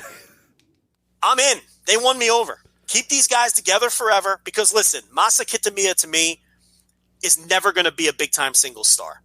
Okay? He's a nice wrestler to have on your roster, but this is a perfect slot for him. I want him to be a big star, but you're right. It's not going to work. So it's not going to happen. It's not going to happen. And, but this is a perfect spot for him. You put him in a tag team with this kid who they've elevated. They've got a cool look. And if not for that one minor botch at the end, but I'll tell you what, they recovered from that shit because they went to do the Doomsday device. But Kitamiya lost his balance on the turnbuckle and fell. But instead of going right back up, he just punched Go Shiozaki in the face instead. And then they went up and did the Doomsday device, which was awesome. Because that's how you get through a blown spot in Noah. You just punch the other guy in the fucking face and then just punch the other guy in the face. So one minor botch, which they covered for tremendously. This was a notebook match. I went 4 flat on this one. The right team won. I don't think it was too soon for this new team to win the titles. And Shiozaki and Nakajima have been very good all year. And, they're getting a lot of tag team of the year buzz, and I'm not so sure I think they've been that good. The problem is it's been a pretty weak year for tag team wrestling, in my opinion, worldwide. So they'll certainly be in consideration on my ballot. I've liked their matches, just not at the level that other people have liked their matches. Like, to me, they don't have those super high-end matches that I look for. But the thing is, what tag teams do this year? Yeah, it's been kind of a weird year. It's a really weird year. When I was kind of thinking about, end of the year stuff and who's my tag team of the year, I'm having a tough time coming up with somebody that I think, there's probably 10 teams that I think deserve some discussion, but nobody that I'm like, oh yeah, it's definitely that team, which is weird because, we've seen years where it's like this, and then we've had a few years where it's been no doubt teams over the last, 3, 4, 5 years or so. It felt like it's been no doubt teams, but this year, I have no idea, man. There's 15 teams that I can honestly say, yeah, probably, yeah, go with them. So it's a weird one for sure. We had Great Muta against Naomichi Marufuji. Obviously, this was a big drawing match on this show for Sumo Hall, bringing in the Great Muta. Very gimmicky. They used a fire extinguisher. They took a lot of shortcuts, but it's fucking Muta, and he's on his 6th set of knees. I mean, what do you want? So I didn't like it, but I can't complain about it, right? Yeah, I thought it fucking sucked, and when it was over, it was just 10 minutes that I felt like when it was over, I kind of felt like I was like, I should have just skipped that. I knew what it was going to be. I knew what the match was going to be. I've seen Muta for the last 10 years. Like you said, he gets a new set of knees every year, and he just gets slower and slower and slower. He took no bumps. He did nothing really in the ring. I liked at one point because he takes so few bumps. Because there was a point where Marufuji was on the outside, and they had Muta on the outside too. And Muta can't run to go hit him into the guardrails. So Muta grabbed a young boy and just tossed him into Marufuji. And I was like, yes. Yeah. So he's using the young boys as his offense, which I was like, you know what? Not the worst thing in the world. I like the idea here. He's like, look, I'm not going to run into you, but I'm going to toss another guy into you, which I thought was kind of interesting there. So I enjoyed that. But at the end of the day, I was like, why did I watch that? I was like, I knew what this was going to be. And I can't, it was one of those things where I was like, that sucked. And then I was like, well, I knew it was going to suck. Why am I upset about this? I should have enjoyed it a little bit more while it was happening. And I do like that Muta still can't take the fucking pinfall, though. He's gotta get his win in. It's come on, dude. He still wins. Come on, lose the match. I mean, yeah, I know. And it's it doesn't matter because Marufuji has no interest in being pushed. So it's from that perspective, it doesn't matter. But but it's just Marufuji losing to the old guy who can't move. It's just oh, come on. But that's Shining Wizard, man. And Marufuji too. Listen, he'll take any opportunity not to bump either. So you had two guys in there who just, were going to take every shortcut in the book. So yeah, you watch it for posterity's sake. Sure. You know what I mean? It's like, so then we had the rollout of the new GHC national title as they introduce a secondary singles title, heavyweight singles title to the company. Takashi Sugiura taking on Mike Elgin. Mike Elgin was pulled from the Big Japan show to work the Noah show as a Impact wrestler. He was obligated to take the Noah booking instead. They put him in the semi-main event against Sugiura to fill this vacant national title. And I got to tell you, to me, this was one of the most disappointing matches of the year. Interesting take. So I don't know. So, okay, how disappointing, though, I guess, is the best way to say. Well, I said that I love this match. I didn't. I thought it was way too slow, way too methodical, a lot of just kind of posturing and grunting, which I like. We're going to talk about a Big Japan match where I like a lot of grunting. But then when the action's ready to get going, that's when like that Big Japan tag match really got going. Is like they can grunt a little bit, they can slap each other, they can do all that sort of stuff. But then when they got going, it was just like boom, boom, boom, boom, boom. Where this one I felt like was a lot of posturing, a lot of grunting, a lot of like, all right, here we go, and this is what it's going to be. And then it was a lot of like tie-ups and grapples, and then just not really the high impact stuff that I was kind of looking for. With that said, I still probably enjoyed it. I'm probably still like 3.25, 3.5 stars or whatever. But how disappointed were you? Were you thinking this is going to be 5-star match and ended up only being 4-star? Like what's the level of disappointment? Well, I was expecting something that could, be a potential match of the year contender type of match based on who was in it. Right. And if they haven't wrestled each other, and I think they're a good style match, style-wise, I thought it was a good matchup. And I figured the ceiling on this was match of the year contender, right? I didn't think, you can't ever expect that, I guess. But what I got here was just a middling 3-star match. I did never kicked into another gear. They never seemed like I don't know what kind of Sugiura sold forever, I guess, to try to get Elgin over to, the Noah audience. But people know who Mike Elgin is. I mean, sometimes that stuff's overrated. It just didn't work. It just didn't hit the heights I thought it would hit. And I thought it was a dull match. It just wasn't interesting. So a generous 3, to be honest. I mean, I couldn't kill somebody if they went like 2.5. I really was super disappointed by this. So yeah, it's just like I said, there was the right guy won. Yeah, no, definitely the right guy. Yeah, I was just waiting for a little bit more. I was waiting for a little bit more impact, a little bit more. It wasn't even that powerful of a match. Like it's weird. It's hard to describe if people haven't seen it yet. But you have, if you close your eyes and you think Sugiura and Elgin, you're like, all right, cool. I think I know what this match is going to be, and it's a lot of just like dudes grappling and guys in the corner and like a lot of posturing, but not a lot of action. So I was really I'm with you. Did I hate it? No, I didn't hate it, but disappointed is probably the right word. And I still thought it was an okay match. I mean, yeah, it wasn't at all what I thought it was going to be. So no, it was not at all.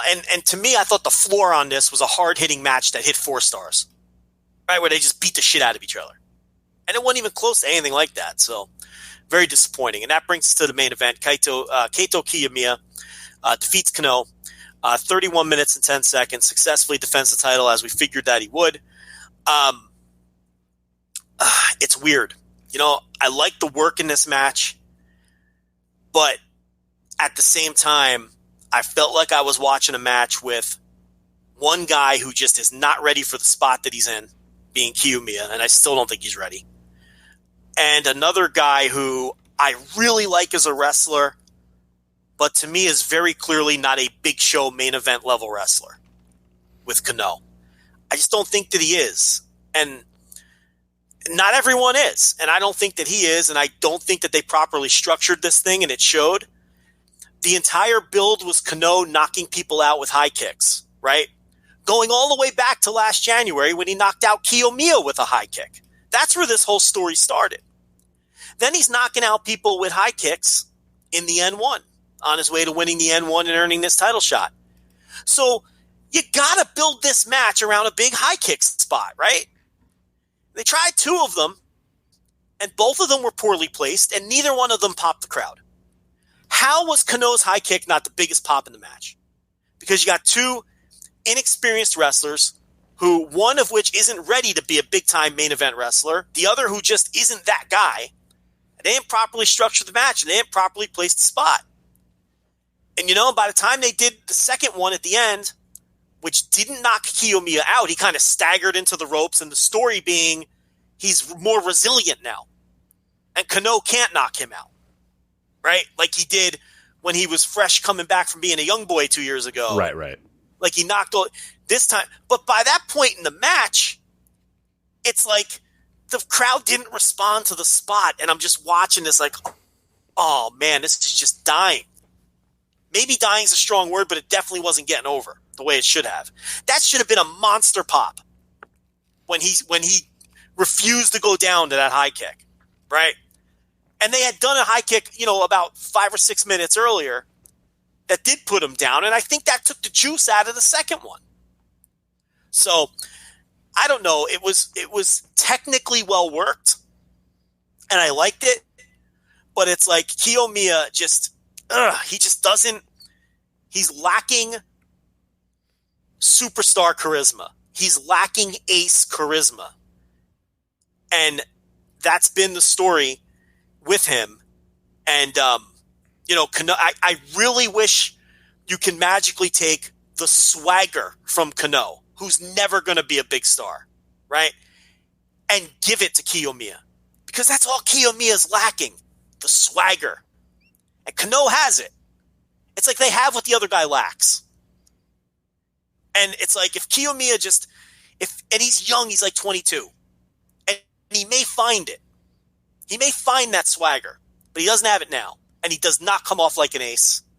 And it hurts the matches. And again, and like you said earlier, I don't like my world champions fighting from underneath all the time.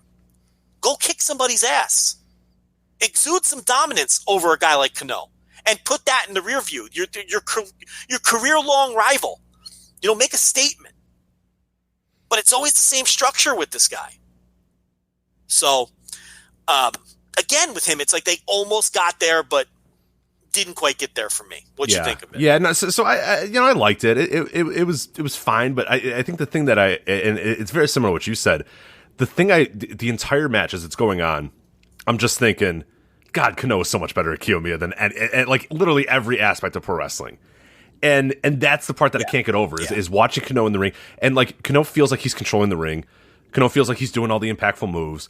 Kano feels like he's got a little bit more of the crowd connection. Kano feels like he's the bigger star. And he's not, like you said, on the level of like a star, he's not that either. But when he's in the ring with Kiyomiya, it's like, oh my God, like you think if I'm Nosawa backstage, I'm like, you know what, fuck it.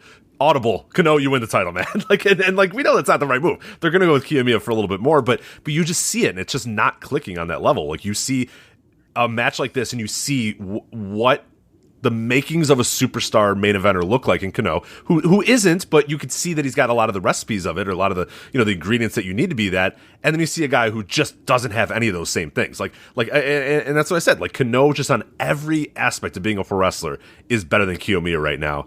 And it's hard when you watch these matches to really think, okay, well, the one guy that's like great and doing all this sort of stuff and doing all the fun stuff and doing all the offense, that's the guy that's going to lose, and the guy who's just sitting there on the mat selling is eventually going to get the win. It's hard to buy in that guy who's doing all the selling and sitting on the mat the entire time while the other guy kicks his ass is your world champion. It's just there's a weirdest thing there, and for some people it probably works.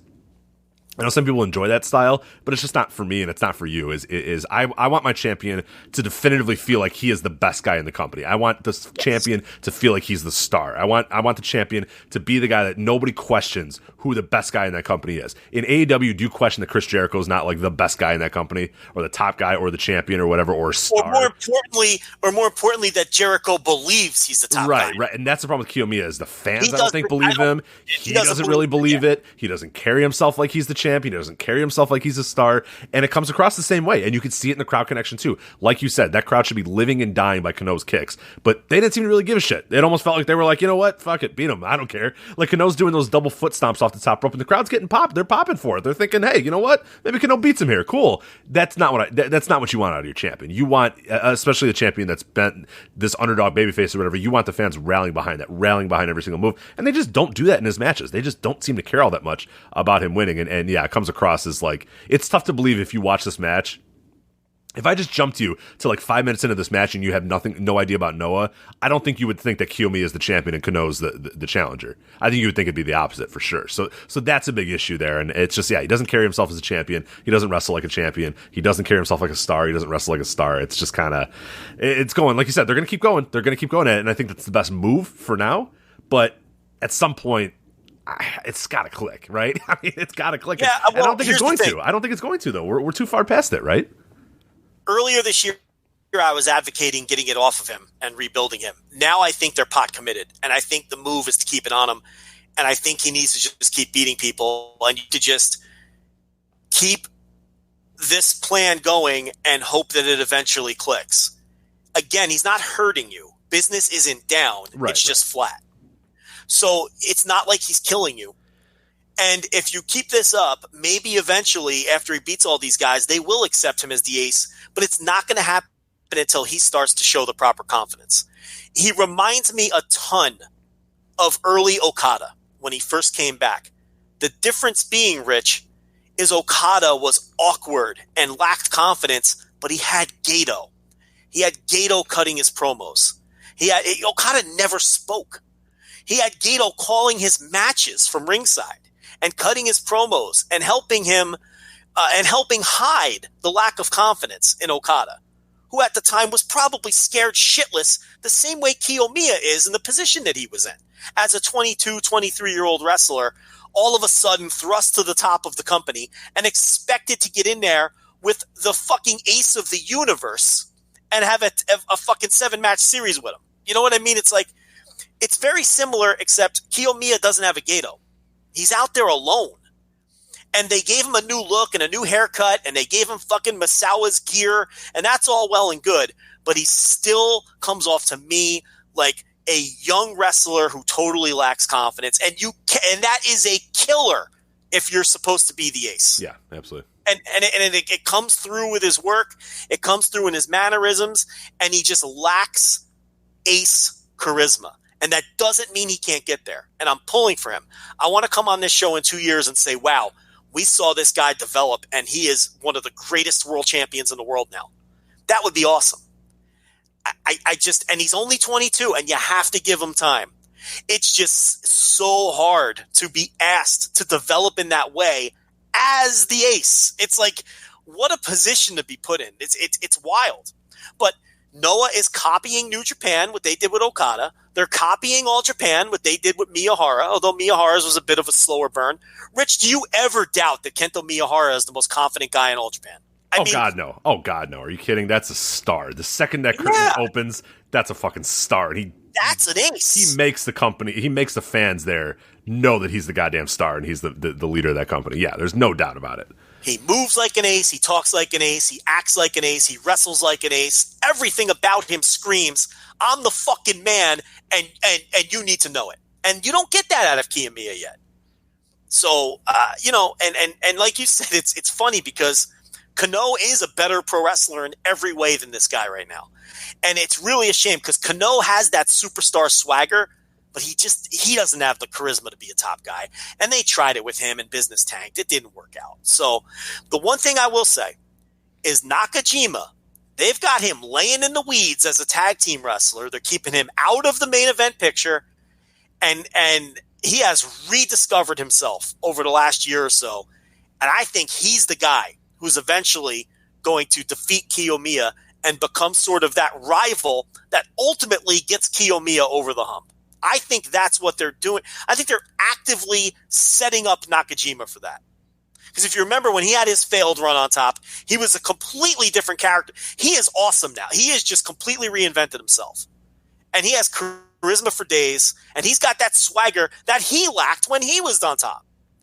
You know what I mean? And now he's got it. So I think ultimately that's, Kiyomiya will beat your Fujitas, and he's going to go through some of these guys. But ultimately, I think that's why they have hidden Nakajima in this tag team.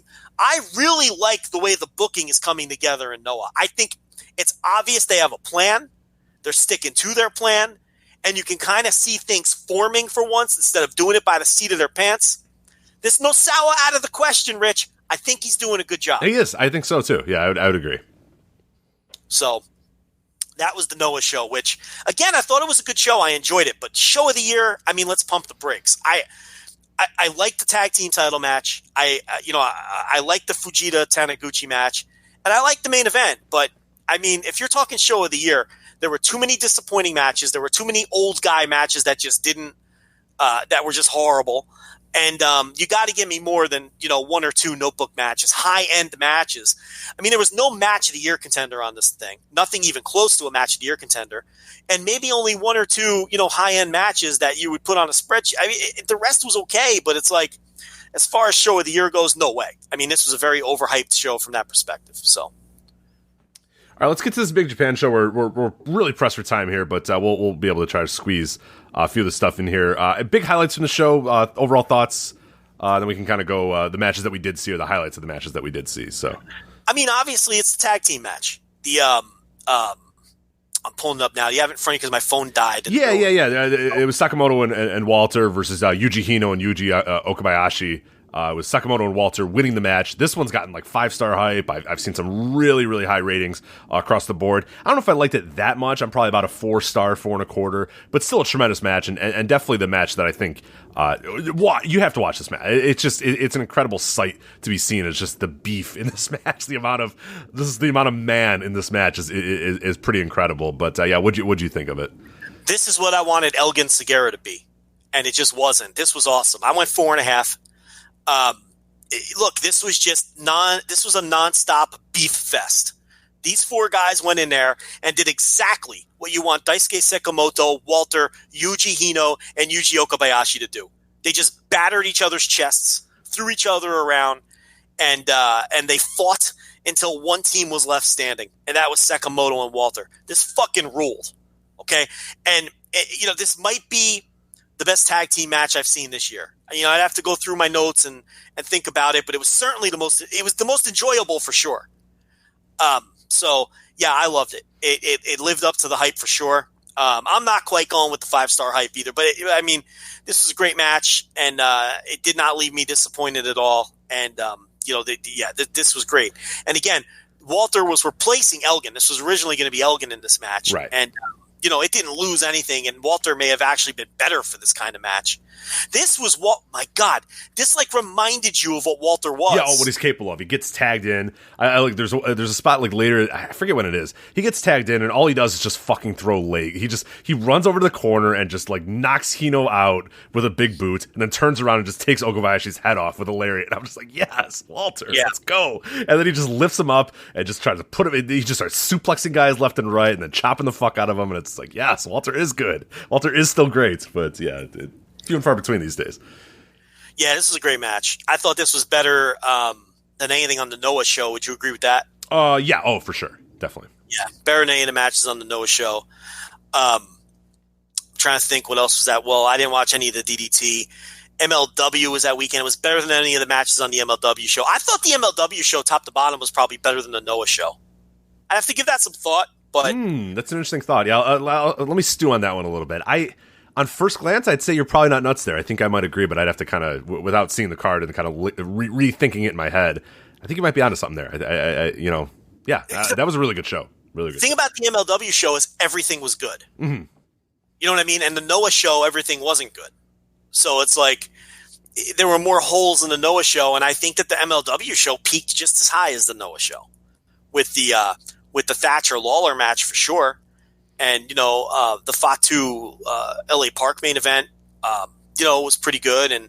But anyway, we talked about, we reviewed that show last week. But, the tag team beef match was great. Definitely lived up to the hype. Did you see any of the rest of this show? So the only other match I saw was the Daichi Hashimoto, Kohei Sato, strong world heavyweight title match, which I'm going to need 19 minutes and 40 seconds of my life back because that was utter shit. What a fucking pile of shit that match was. Oh, yeah, God. That fucking sucked.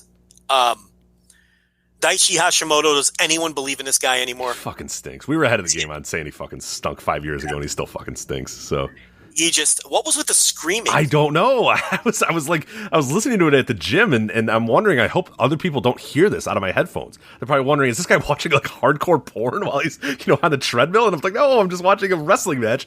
And this guy gets put in a fucking leg lock early in the match and just decides the rest of the match to go, ah, ah, ah. And I'm like, what are you doing? Like, and you could tell the crowd felt awkward too. The more he kept yelling, the more the crowd was just like, oh, okay, like, what are we doing? Why are you yelling so much? And Kohei Sato is just like, all right, dude, whatever. Just going through the motions, not putting a lick of effort into it because he knows this guy's just a fucking geek. Well, the thing about sucks, yeah. And the thing about Kohei Sato is he's like a really cool wrestler, right? With a cool look and a grizzled veteran, and he can be a really good tag team wrestler. We've seen him in Twin Towers over the years, and he's a guy who can have like very good matches when he's in there with the right opponent.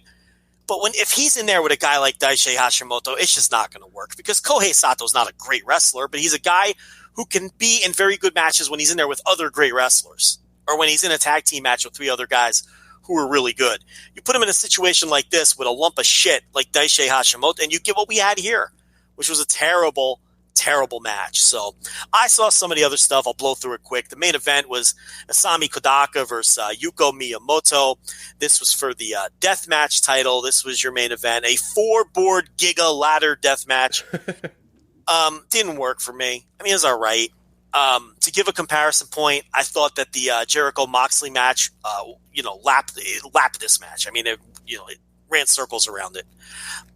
Rich, these 2 guys went in there and they were like grappling for the first 5 or 6 minutes. And I'm like, it's a fucking death match. What are we doing here? Can we like get out the scissors or something? It's Big Japan. What are we grappling for? Yeah, I have this weird thing that like I kind of appreciate the idea of trying to make it a real wrestling match for a second, but I like Game Changer does it this way. If you ever go to, if you ever watch Game Changer or go to a live show, is the match always starts with like a wrestling hold and somebody will hit an arm drag and then that guy will roll out of the ring and then just grab like a board of fucking, scissors and then throw it in the ring. And I'm like, all right, cool. Like you did your one thing, you bounce off the ropes twice and then you just go out to the outside and go, okay, the reason you guys are here not to see us fucking work over a side headlock. You're here to watch us fucking mangle each other. So I enjoy that. Like every Game Changer match starts with like, hip toss, and then the guy rolls out of the ring and then just grabs like a fucking chainsaw. I'm like, all right, cool. Yeah, that's how it's supposed to be. Because that's what you want. That's what you're here for. You're not there for to watch fucking grappling. So yeah, and I mean, I'm a Kodaka fan. I like Asami Kodaka, but this match just didn't. It was fine. I mean, it wasn't a bad match, but it just didn't work for me. What did work for me was third from the top, the Blood and Death History death match, Rich. I love a history death match, man. I started watching this match, but then I ran out of time, and I'm very disappointed. I'm going to go back and check it out, I think. Well, go finish it. It was Ryuji Ito and Takashi Sasaki against the Crazy Monkey Jun Kasai and Toshiyuki Sakuda. A notebook match. A notebook death match. Holy shit. Yeah, man. I went 4 flat on this. This is the kind of death match madness I want. This was much better than the main event in terms of the 2 big death matches on the show. I did not watch the tack strip death match with Masashi Takeda, even though it's Takeda, because I have a rule, Rich. It was Takeda and Takumi Sakamoto, and they wrestled Masaya Takashi and Ricky Shane Page. I do not watch Ricky Shane Page matches. That's fair. I can't argue I'm with you. not watching Ricky Shane Page. Life is too short to sit through Ricky Shane Page matches. He fucking sucks. And even with Takeda in there, Rich, I could not do it. The overwhelming sense of Ricky Shane Page is too much to even can't do it. even Masashi Takeda cannot overwhelm the sadness that comes from a Ricky Shane Page match. So I get it. From what I'm told, I didn't miss much, but the Blood and Death History match with those 4 dudes was awesome. Ito and Sasaki won that one. I went 4 flat on it. So that was your top 4. That Blood and Death History match, the Strong title match, the Death title match, and 4th from the top was the excellent tag team match that everyone should go out of their way to see. Daisuke Sekimoto and Walter defeating Yuji Ino and Yuji Okabayashi. The only other match, I watched a couple other matches. The junior match, the junior 4-way was atrocious. That was Yuya Aoki successfully defending against Kotasuke Fuda, Tajiri, who is fucking awful, and Tatsuhiko Yoshino. Not only is Tajiri awful, he didn't take a single bump. He was eliminated in 3 minutes. He was the first guy out. I don't even know why they paid him. I mean, this was the most low effort perform. I mean, not only is he old and washed up, he gave you no effort in this match. I mean, I don't even know why they booked him. And then let's see, there were Strong Hearts, El Lindemann, Shigehiro Irie, and T-Hawk. They defeated Fuminori Abe, Hideyoshi Kamatani, and Takuya Nomura. Looks great on paper, right? It does, yeah. Damn. It's fine. Nice little 3-star match. But, I mean, it looked great on paper. And then the only other match I watched, I skipped the first 2 matches because I do not watch the Brahman Brothers. That's another rule of mine. Again, not a bad rule. I get it. That's they're fucking terrible. And don't let anybody tell you different. And the opener I skipped as well. But I did watch Jake Lee and Naoya Nomura from All Japan because they were doing a guest spot here in Big Japan. They defeated Kazumi Kakuta and Ryuichi Kawakami in sort of a showcase for Lee and Nomura. I wanted to see how their charisma would come across in a different environment, in a different promotion. And Rich, I'm here to tell you that Jake Lee still has no charisma. Oh, damn it.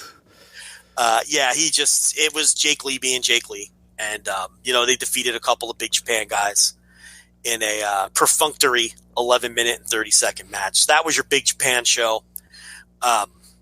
Watch most of it. The Noah show was better, even though I think the Big Japan show peaked higher with the Walter tag. So there you go. And I'm pretty much, I don't have any voice left. Yeah, so this better be over. No, we are done, man. We are well over our time here, but that's good. So I'll definitely check out that the Blood and Death History death match, which is just the greatest. It's the kind of death matches that me and you dig. It's just, let's just fucking maim each other. Yeah. They were putting needles through each other's cheeks, and they took out a board with like fucking saws attached to the board.